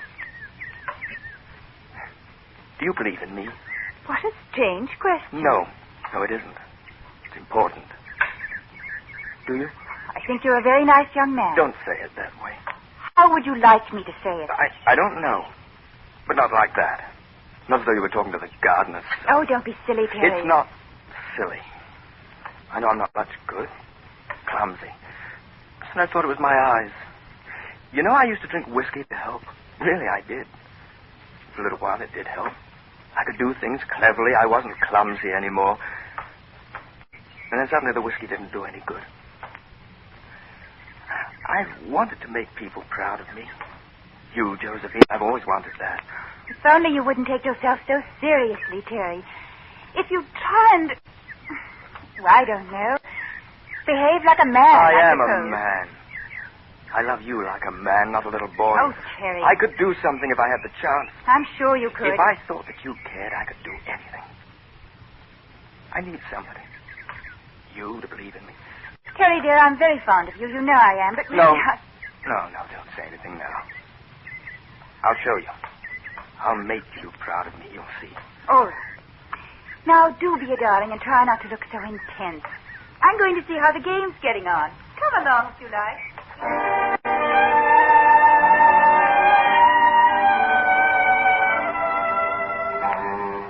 Remembering, with the sharp, quick call of a bird, John, 9 years older, a barrister, promising young barrister.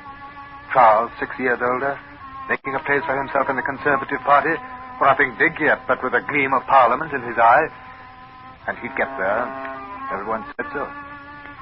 Terry wanted to feel close to both of them.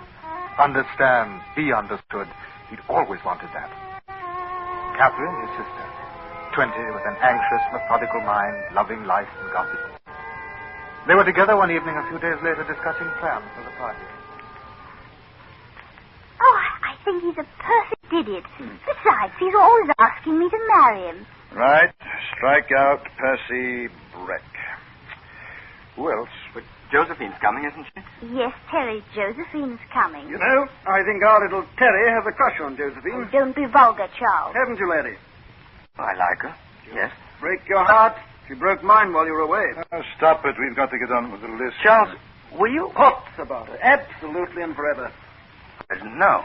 He's teasing you, Terry. No, I don't think he is. Oh, Terry, don't be a fool. Of course he's teasing. It's not a very funny joke. Oh, good Lord. I thought Salon would have toughened your skin a bit. Look here, if you two want to fight, do it after we've finished. Yes, my lord. Carry on. You can manage without me, I think.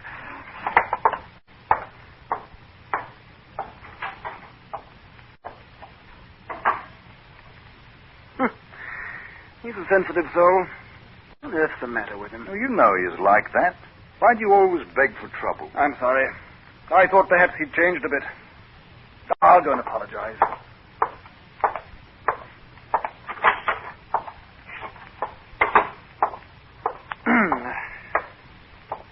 Mind if I... Yes. No, come on in. Come in.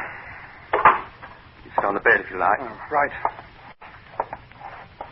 I found a Gurkha regiment in the village today. Quite nice, don't you think? Oh, my head, Terry. You're not still playing with lead soldiers. Well, why the devil not? It's my hobby. What's yours? I'm sorry.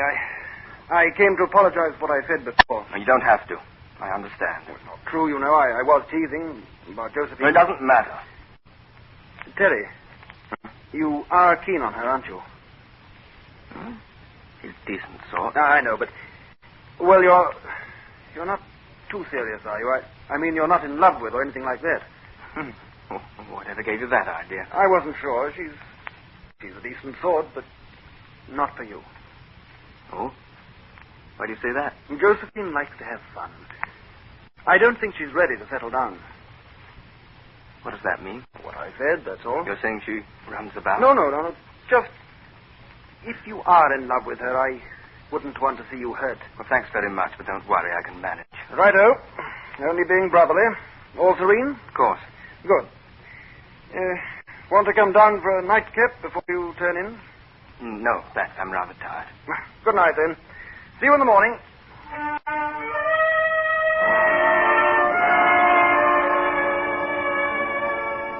Remembered that the shaft of sunlight touched the tip of the upturned shoe. The night of the party. Bright moon, swirl of evening dresses on young bodies, warm, scented air, music, dancing, couples laughing, kissing in the security of shrubbery. Josephine. Lovely. But as he watched her, he began to understand what Charles meant when he spoke of her, and he didn't want to understand. He danced one dance, and then she was always gone, and Terry went looking for her. He found her in the old chapel, and with her was an indistinct figure, a man vaguely known, somebody's friend. Yes. No. No.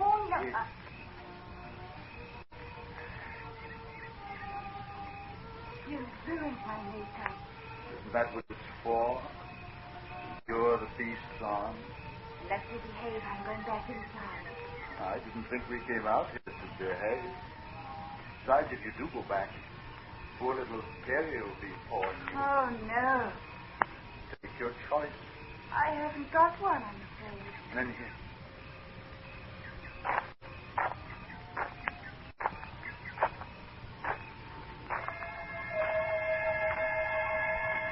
That floor. Right through her. She damages truth. She kills soul. She's killed mine. I must do something.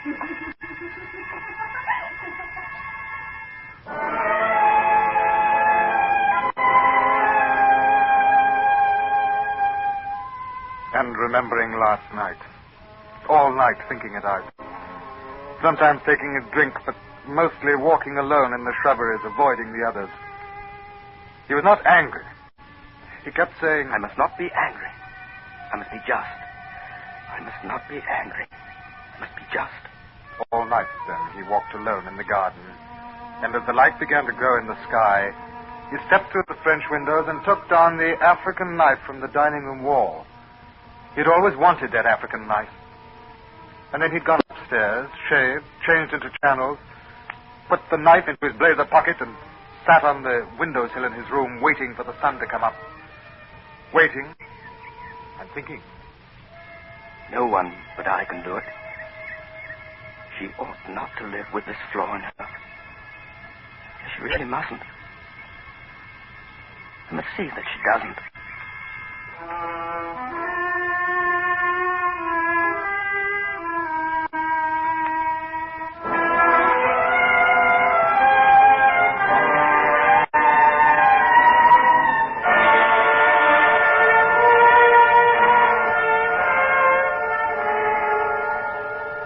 You are listening to Anthony Ellis, starring in his own adaptation of Elizabeth Bowen's Telling, tonight's presentation in radio's outstanding theater of thrills, Suspense.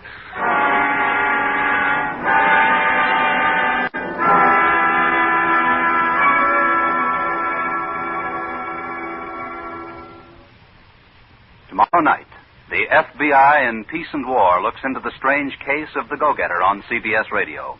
It's a thrilling G-manhunt involving the machinations of a used car dealer who has his own methods for undercutting competition. Don't miss the details over most of these same stations tomorrow night when the Stars Address presents the FBI in Peace and War. And now we bring back to our Hollywood soundstage Mr. Anthony Ellis in Elliot Lewis's production of Telling, a tale well calculated to keep you in suspense.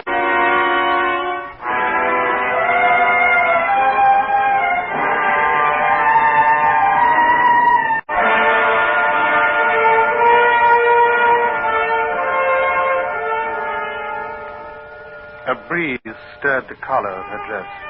Terry remembered, sitting on the windowsill, watching sunlight brighten and broaden from a yellow agitation behind the trees into swathes of color across the lawn. And later it had all been arranged for them. He fell into, had his part in some kind of design. He went downstairs to the dining room where the family was gathered for a late breakfast. Morning, old boy. Scrambled eggs? Oh, no, thanks. Do you good. Didn't see much of you last night. Have a good time? Yes. Oh, wasn't it a lovely party? Sit down, Terry. Catherine, give him a cup of coffee. Where's Josephine? Oh, she's already had her breakfast. Huh? What a girl. I don't know how she does it. I've got a head like a melon. Where is she? Here's your coffee. You look done in, Terry. Feel all right? Yes. Morning, you lazy people. Morning. Who wants to play a game of tennis? Oh, my. Would you like to go for a walk, Josephine? Well, I'd rather... all right. You have some breakfast before you go out. No, thanks. Then why the devil do you stuff your pocket so full, Terry? That jacket isn't going to be worth a brass farthing. You'll have to get it pressed. Oh. Oh, come on, Terry. Don't listen to him. He's jealous because he hasn't got that casual look.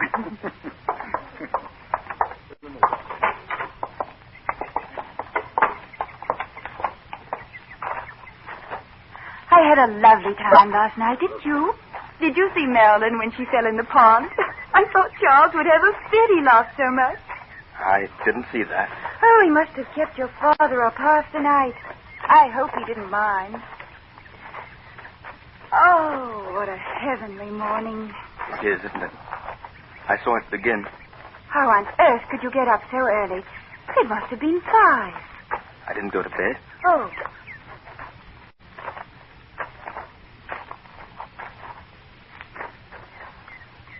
I like it here, in the chapel.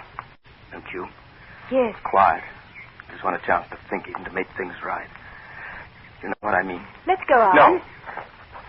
Not for a minute. Josephine? I saw you here last night. Did you? With that man. I suppose you enjoyed yourself. Why did you let him kiss you? Oh, poor little Terry. Don't be tiresome, darling. Do you believe in me? Oh, yes, I believe, Terry. I understand. Now be a good boy. Will you kiss me?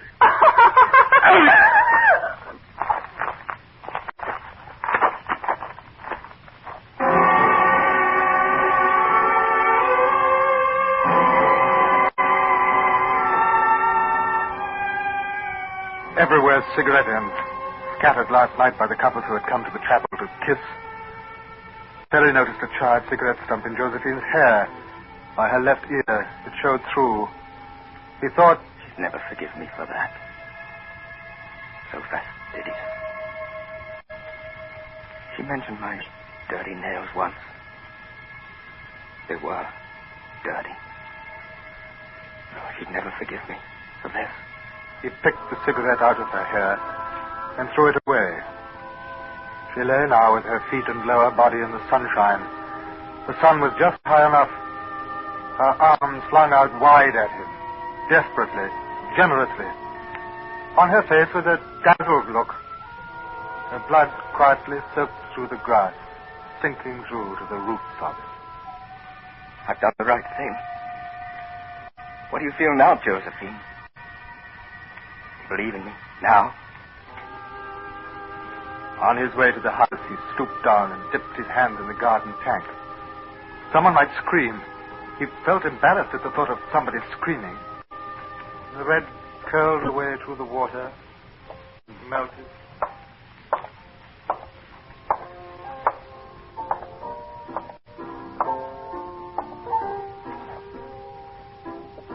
Hello, Catherine. Oh, Terry. Catherine? I've done something. Oh, they're putting the furniture back in the drawing room. I wish you'd go and help. It's getting those big sofas through the door and the cabinets. Well, I'm putting the music away. I don't suppose she'll be able to marry now. Nobody will marry her. Oh, don't mumble, Terry. What? Do you know where Josephine is? No, I haven't the slightest idea. Now, go on, Terry. Please help. Catherine? Do you know what happened down in the chapel? Oh. Catherine? What would you do if I killed somebody? Laugh. If I killed a woman? Laugh harder. Do you know any women?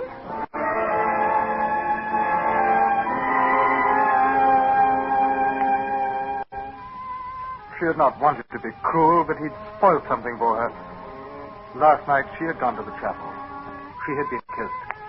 And now his talking about it had changed everything. She supposed he must have seen her and was being nasty about it. Might even tell Father. He'd always been like that. She found herself not liking Terry at all, almost hating him.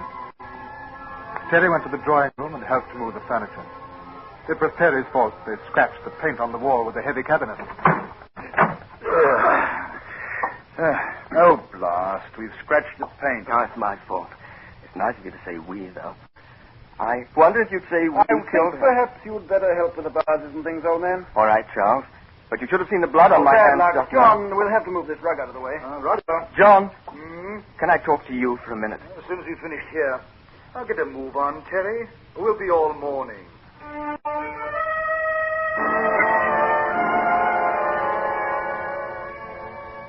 He helped until he broke a piece of delicate meissen. Then they sent him out. The servants who were helping as well smiled tolerantly. He went to the kitchen for a cup of coffee. Cook was preparing a roast for dinner. He watched for a moment or two.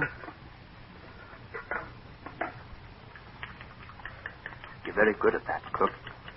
Thank you, Mr. Terry. I think I wouldn't be. Oh, everybody to his trade, Mr. Terry. I'd probably make a good butcher, though. Not you, Mr. Terry. I remember when you cut your finger once and you screamed for an hour at the sight of the blood. I don't anymore. Oh, that's nice. You'd never believe it if I were to tell you. That's all right, sir. Cook, you ever read murder mysteries?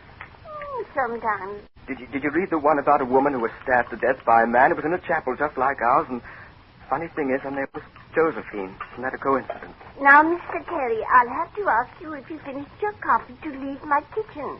I have a lot of work to do, and there are guests coming for dinner. But it's true. I'll run along now, sir. Yes, Cook, I'm sorry.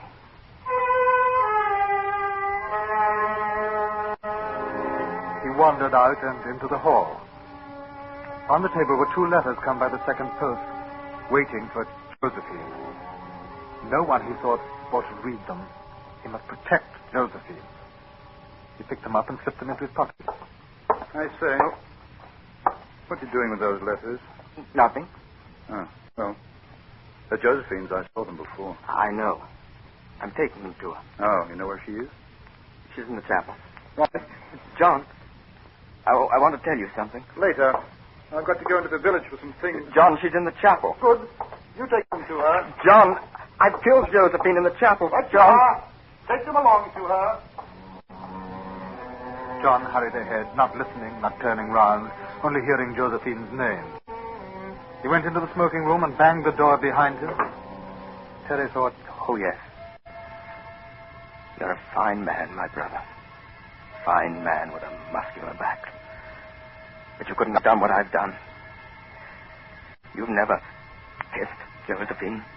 He sat on the second step of the staircase, sat there gripping a baluster, shaking with exultation. Josephine. Josephine. Josephine.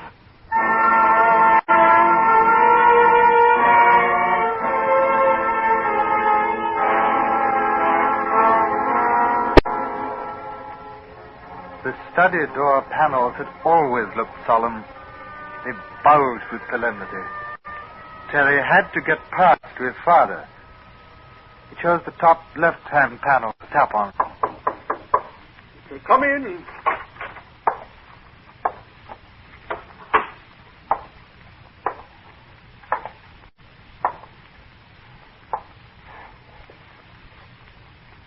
Father. What do you want, Terry? I'm busy. I wanted to talk about my future.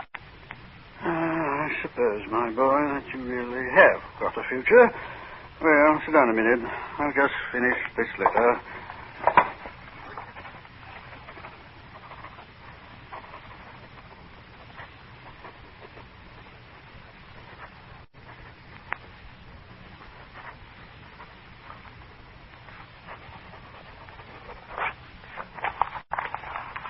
There we are. Now then. Well, there must be some kind of a future for me, mustn't there? Well, I should certainly hope so. You've been giving it some thought? Yes. What about marriage? We haven't talked about that. You know, a nice girl might do something for you. Settle you down a bit, eh? Anybody in mind? No. Nobody? It's a thought. In the meantime, we've got to find you something in the city. That was the idea, wasn't it? Yes. There might be an opening at your Uncle Victor's bank. No, you weren't very good figures for you. Look here, Father. I've got something to show you. That African knife. What about it? That African knife, it's here. I've got to show you. What about it? Wait just a minute. It was here. I did have it. I brought it to show you. I must have it somewhere. You remember? The African knife? What's the matter with you, Terry? It isn't here. I haven't got it. It's lost. Oh, perhaps I dropped it on the grass or by the tank somewhere. But I remember wiping it on the grass. I had it then. It's gone. I've lost it. I've lost it. What do you mean? What are you trying to tell me? I don't know where it is. You'll be angry. Terry! Answer me! Terry! What in the name? It's your sister. She's outside. Catherine! You all right? Catherine! I only wanted to show it to him. Catherine! It's Josephine, Father! She's down in the chapel. She's dead. Somebody killed her! Oh, my...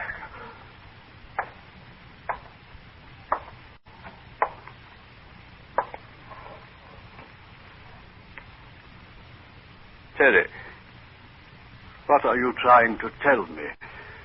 Nothing. Nothing. Nothing.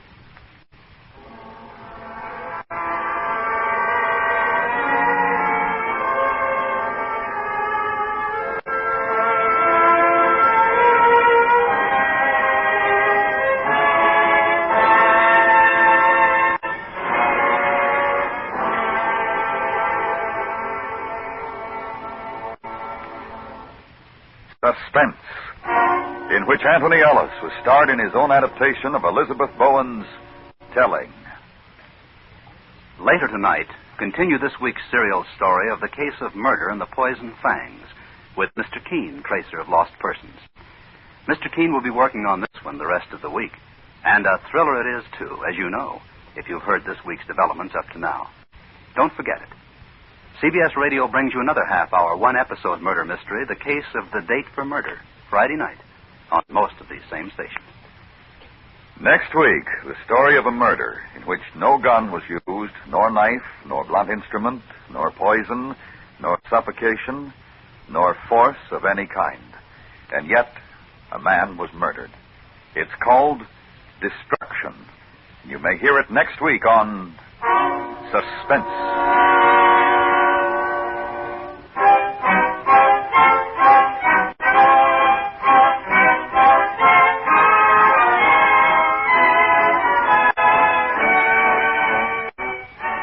Suspense is produced and directed by Elliot Lewis, with music composed by Lucian Morwick and conducted by Lud Gluskin. Featured in tonight's cast were Ben Wright, Herb Butterfield, Ellen Morgan, Betty Harford, John Daner, Richard Peel, and Florence Walcott.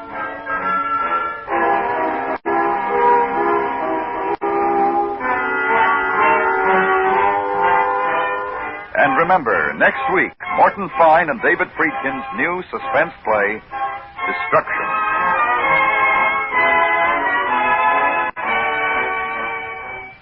Action as a policeman really finds it. 21st Precinct on the CBS Radio Network.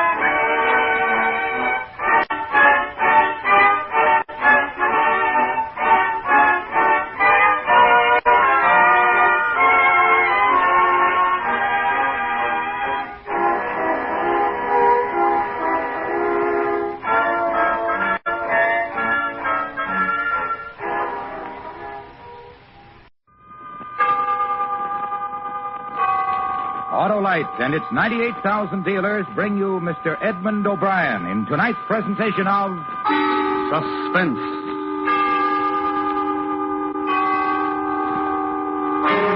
Tonight, Autolite presents a true story as we dramatize the diary of a man whose unfortunate task it was to set down a report on the death of his friends. Ordeal in Donner Pass.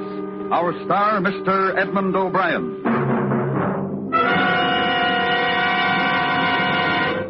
Well, Harlow, tomorrow's the day. Yes, Senator, the day when a lot of people will step on the starter and find that their batteries are as dry as a campaign speech because they forgot to keep them properly filled with water. I mean Election Day, Harlow. Right. The day when thousands of wise drivers will elect to get an Autolite Stay Full, the battery that needs water only 3 times a year in normal car use. I'll vote for that. And that Autolite Stay Full is a long time in office.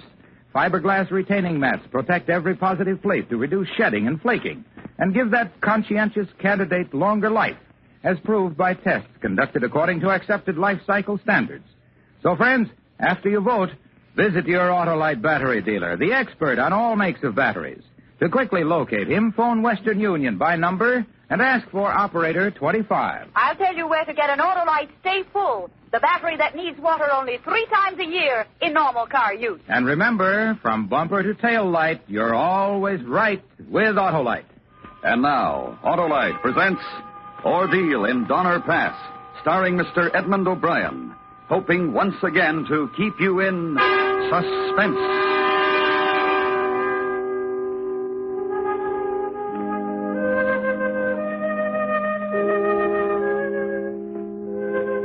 My name is Patrick Breen, and I'm a God-fearing man who loves his family and tries to do right by his fellow man.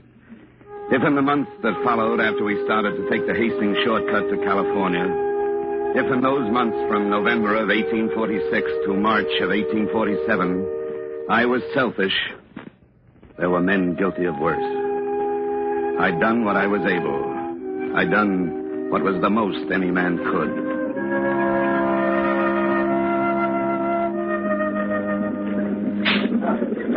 If we had have read the signs right, it wouldn't have happened, maybe. When Keysburg left the old man, Mr. Hardcoop, behind to die. When Snyder attacked Mr. Reed, and Reed killed him and got banished from the caravan, sent out alone without wife and child. If we saw the signs of losing all those cattle in Truckee Meadows, and the Indians sneaking up and killing half the rest, we would have seen the hand of nature working against us. And the crazy task of clearing a road through the Sierra Mountain wilderness by hand. 30 miles of road. We should have seen the signs. But the Donner Party only saw Missouri, where they came from, and California, where they was going. We didn't see in between. Oh, well, what's the trouble? What's the matter? Something go wrong again? Mr. Eddie is for trying to get over the pass again. Oh, I say it's crazy. Temperature must be near to freezing. And it gets worse near the summit, up near the pass. Oh, I got my wife and children to think about, Mr. Donner. And so do I, Mr. Graves. And think about them. Don't stop here. You'll save their lives if you don't stop. It's colder and colder, Mr. Eddie. I tell you, get out of these mountains now. We'd have to leave most of our goods behind. And leave your goods. Leave our goods? As well, leave our money. And your money. You talk madness, Mr. Eddie. What would we start our lives with in California? Don't be fooled. Mr. Eddie, you'll make trouble for yourself. Look at the health of our party. The exhaustion, Mr. Eddie. Look at it. Now look at dead bodies if you don't move on. I know that. But it's always been what could happen. Only some of my children, they complain. They need rest in a regular camp. Mine, too, and my wife. The last bluff we lowered our wagons over, we didn't have the energy to keep them right. Someone crashing down, supplies and all. The men just don't have the heart for it. You'll die. There's no going back to the Salt Lake. Some died there already. Try. At least try going over the pass again. Hastings' route was a pack of lies. We'll take another route. Look up, Mr. Eddie. Look up to the face of the summit. Snow. Solid snow. No marks or signs. It's snowing again. And if we stay, it'll swallow us up. And look at the faces. Human bodies can only work so much, Mr. Graves. And no more. Only so much. It calls for a vote. No, not yet. Aye, a vote. No more argument. It wastes time. No, you gotta listen. We gotta talk some more. You gotta understand. Take your hands off me. Stop it. Stop it. All right. All right, call your vote. Call the vote, Mr. Breen. Listen. The question is, do we go on for another try over the pass or stay? There's no going back. Mr. Donner? To stay. Mr. Graves? To stay. Mrs. Reed, with your husband gone, you have a man's vote. To stay, I suppose. I don't know. I cast no vote, Mr. Breen. Mr. Murphy? Mr. Keysburg?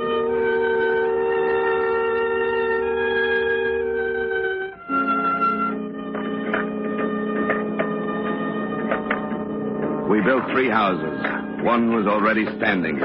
The Graves family next to the Reeds. Our family in Keysburg's next door. The Eddie and Murphy families in adjoining cabins. And 5 miles down, the Donners. No windows and 1 door to each cabin. And like sentinels from October 31st, half our slaughtered oxen, dressed and ready, split in half, stood frozen next to our cabins.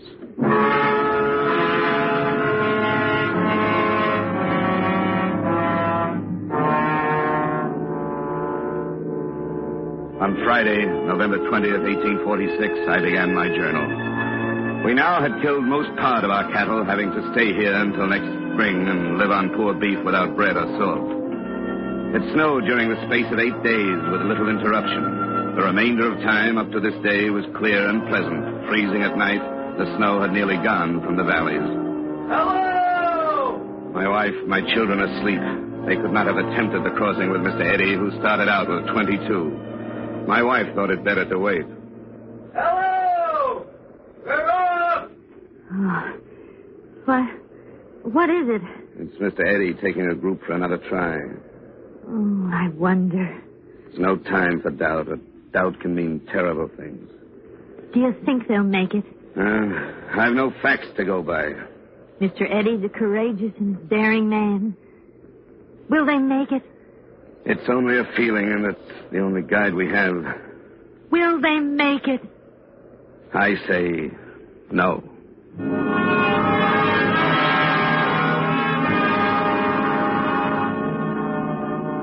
On November 26th, I slaughtered my last team of oxen. After this beef was gone, maybe Mrs. Eddy would sell me some of hers.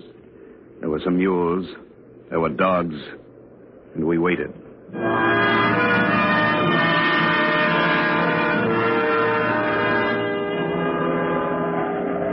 Monday, December 1st, snowing fast, wind west, snow about 4 or 5 feet deep, no drifts. Looks as likely to continue as when it commenced. No living thing without wings can get about.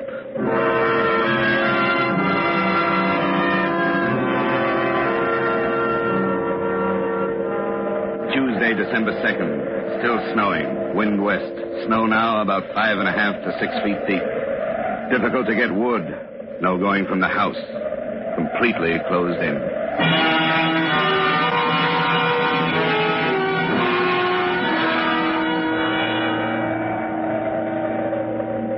8 days of storm and not seeing or hearing a word of life or death. Snowbound, so that even the people in the next cabin were like 1,000 miles away. We couldn't get out to kill the pack animals, and after the 6th day, our ration was barely enough to keep a baby alive. And then the storm stopped. We've got to have meat. I'll go out. Slaughter the mules? Aye, the mules. Here. Help me with these boxes. The door is jammed. Step aside now. When I pull back the last hide, snow will fall through.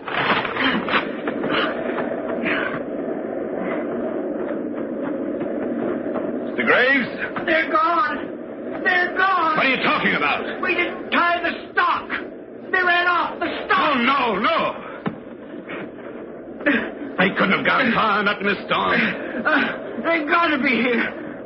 Look for the tracks. Tracks would be gone. Covered up. We should have tied them. Yeah, we should have tied them up. I can't dig anymore. Mr. Green. Mr. Graves. Bailiff Williams is dead. Will someone help take him from our cabin? Graves, will you help? I cannot. I gotta save my strength. I cannot. Come, Mrs. Reed. We'll give Bailiff Williams the final rest, poor man.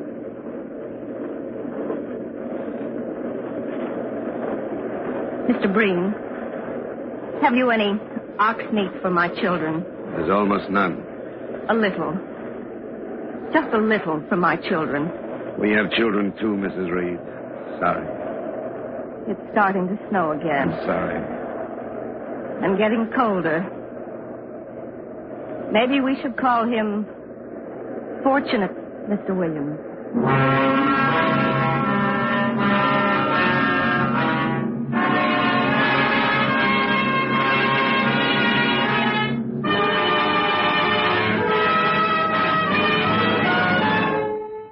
Autolite is bringing you Mr. Edmund O'Brien in Ordeal in Donner Pass. Tonight's presentation in radio's outstanding theater of thrills, Suspense.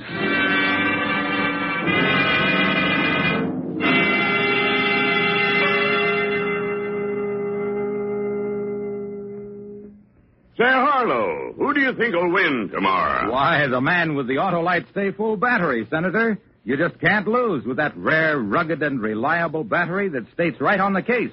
Needs water only 3 times a year in normal car use. But both candidates have an Autolite Stay Full, Harlow. Then they have long-term power insurance, Senator. Fiberglass retaining mats protect every positive plate to reduce shedding and flaking and give that Autolite Stay Full longer life, as proved by tests conducted according to accepted life cycle standards. Yes, but who are you voting for, Harlow? Why, for my Autolite battery dealer. He's the expert on all makes of batteries. And if a replacement is needed, he'll recommend an Autolite Stay Full, the battery that needs water only 3 times a year in normal car use. To quickly locate him, phone Western Union by number and ask for Operator 25. That's right. Call me Western Union Operator 25. And remember, from bumper to tail light, you're always right with Autolite. And now, Autolite brings back to our Hollywood soundstage Mr. Edmund O'Brien in Elliot Lewis's production of Ordeal in Donner Pass. A true report, well calculated to keep you in suspense.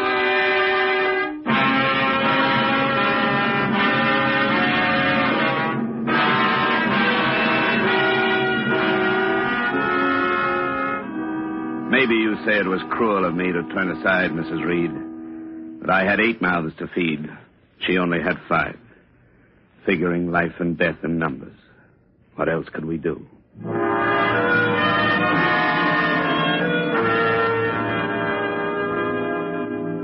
December 31st, 1846. Last of the year. With God's help, we spend the coming year better than the past, which we proposed to do. Berger died.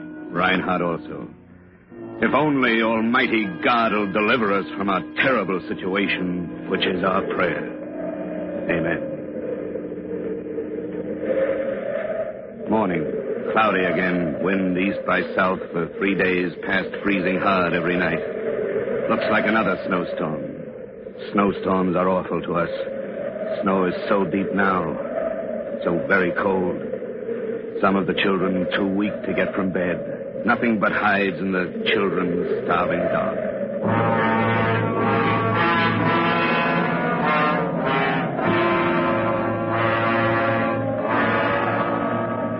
Sunday, January 3rd, 1847. Freezing at night.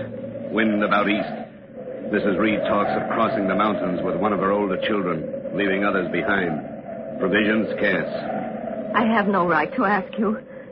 But it's for their sake I must go. No, not alone, Mrs. Reed. With Milt. No. And Eliza and Virginia. 10 strong mountain men couldn't do it now. I must. There isn't enough for all of us. Can I leave James with you? I'm going for bread, Tommy. To get bread for you and everybody. Child. What of Tom? To the Graves. Will they take him in? I can only ask. Will you help me take him over? Hurry, Mr. Breen. For God's sake, hurry.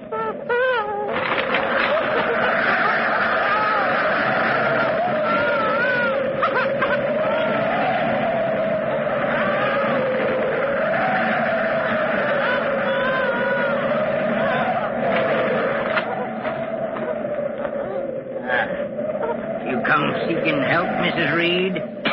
The fine and dandy Mrs. Reed? I only ask you, with some charity, take in my baby, Tom. We got nothing to share with the son of your husband. Cut out your tongue, Mr. Graves. This isn't your concern, Mr. Breen, none of it. I've taken in James. And it's your bad luck. How can you talk so selfish? We're all of us one problem, all to help each other. We're more alone than ever, alone. And the man who fights the hardest wins his life and life for his family. You asked a price? There's still some animal hides on the roof of your hut. I thought to share them for all the children. And let the others care for your precious baby. Mr. Breen?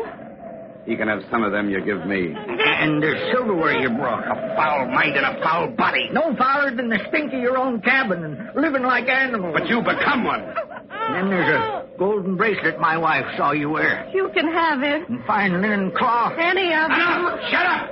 You ask for another thing and I turn my hand against you. I'll kill you if you ask for another thing. Please, Mr. Breen. I got all I want. I got all I need.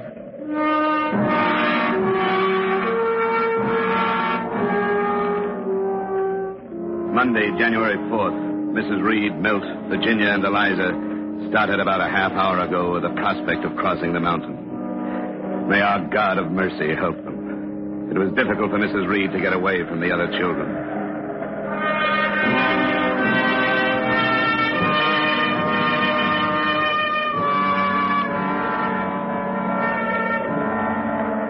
Friday, January 8th. Wind east. Froze hard last night.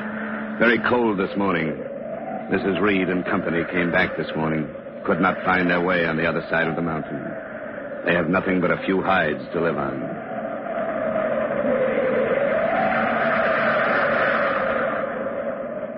From January 10th to the 14th, It snowed without stop.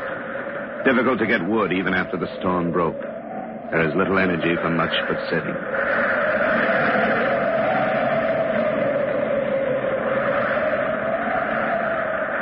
Saturday, 23rd. Blew hard and snowed all night. The worst storm we experienced this winter. The sun came out a while. No sign of any game. No birds. No Indians. Even they leave us to our fate. January 31st. Landrum Murphy died. The sun don't shine out brilliant this morning, and it froze pretty hard last night.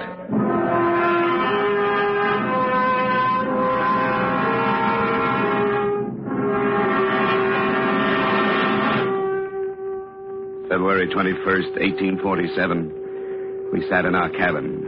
The hides was rotting from the heat inside and snow on top of them. But even those we boil and eat. We hear from the Donnas up the trail. Old Jacob Donna is dying. Many were dying. Patrick, how long can we last? Not long if all we talk of is death. What was that? Something's happened. Gone mad? Have some gone mad? No, I think it's more. Are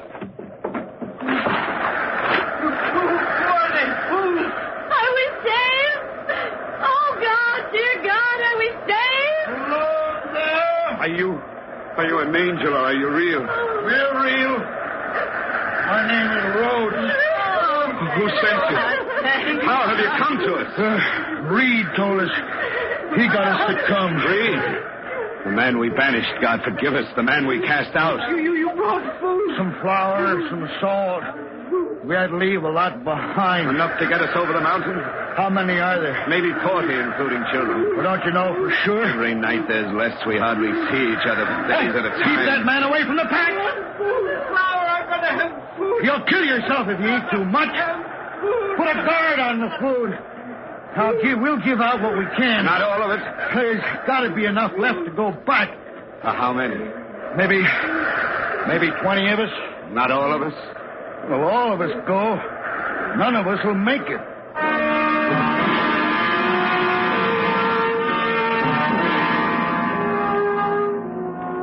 24 went with the brave 7 men. We were left with no more food than we had when they came. And those who were left moved into only 2 cabins.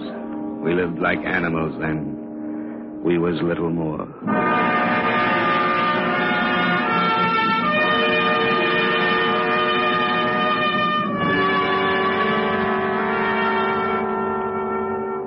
March 13th. Now I remember the day by counting it out, but I hardly knew then.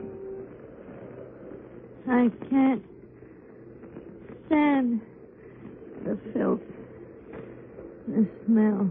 We'll freeze if we go outside. Build a fire on the snow. If the others help, we can. At least not to live in a room with the dead.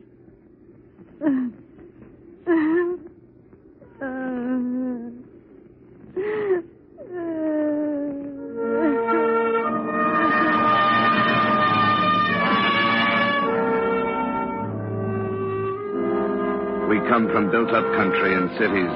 We didn't know that to build a fire on snow, you got to cross tree trunks and put the fire on them. We built it on snow, and it cut a well into the snow. We all moved down to it, like a cave. We was too weak to move from the wet ground, too sick to care. At least it protected us from the wind. 14 of us was all that was left alive. My wife Peggy, Mrs. Graves, and her baby. What do you have there? No, nothing. Nothing. You hid something under your shawl. I didn't hide anything. You put something to your mouth. No. You got some food. You've been holding out some food. Go back, Peggy. Leave her be. I won't. Under her shawl. No, stop now. Give it back. Give it. My baby. It's only a bleached out bone, Peggy. She ate all that was on it. She ate. Don't, Mrs. Graves, don't. She held out. It was only an empty bone. It's been boiled over and over. Held out. An empty bone. Held out. Empty.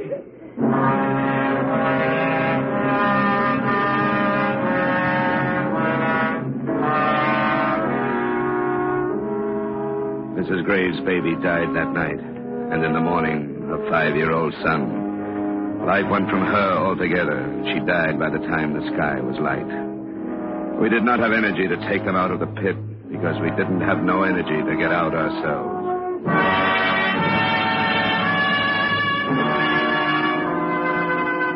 There was 11 left. Close to 90 started. Half died. And on the 6th day, in that cave of snow in the ground, sitting like animals in the mud, not caring or even hearing. I can't pray. Don't say that. I can't even remember my prayers. Hello! Anybody here? They come back. Call. I gotta call them. Help. We're here. Help. Go up to them. I can't move. Help. They'll go and not hear us. They'll go. We'll die down here. Maybe if we all try to shout to them. Come on.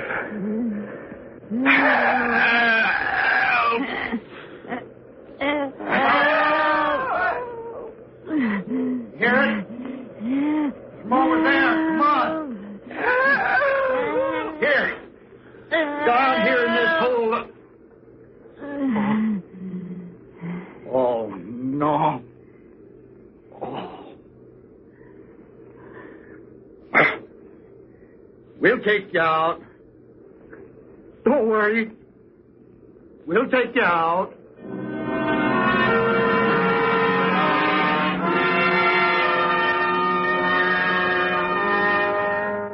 We lived in that place 5 months. We left the camp. We will never forget. Some of us were selfish. We will never forget that no matter what we done that was wrong, a lot of us tried to be decent. I done what I was able. I done what was the most any man could. April 1847.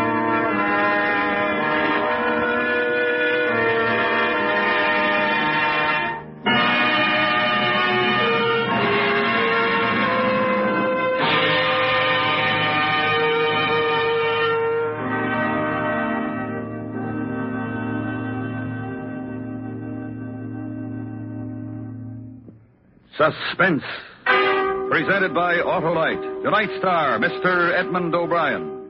Harlow Wilcox again, speaking for Autolite, the world's largest independent manufacturer of automotive electrical equipment, in 28 plants from coast to coast, where Autolite makes over 400 products for cars, trucks, tractors, planes, boats, and industry. These products include horns, bumpers, recording thermometers, and batteries such as the famous Autolite Stay Full, ignition-engineered Autolite spark plugs, both standard and resistor types, voltage regulators, wire and battery cable, Autolite Bullseye sealed beam units, and Autolite original service parts for all Autolite electrical systems. Autolite is proud to serve the greatest names in the industry. So, from bumper to tail light, you're always right with Autolite. Next week, a true story taken from Captain Walter Kerrig's Battle Report, Korea. The facts concerning the mine-clearing operations in Wonsan Harbor. Needle in the haystack. Our star, Mr. William Holden. That's next week on Suspense. Suspense is produced and directed by Elliot Lewis, with music composed by Lucian Morowick and conducted by Lud Gluskin. Ordeal and Donner Pass was adapted for Suspense by Arthur Ross.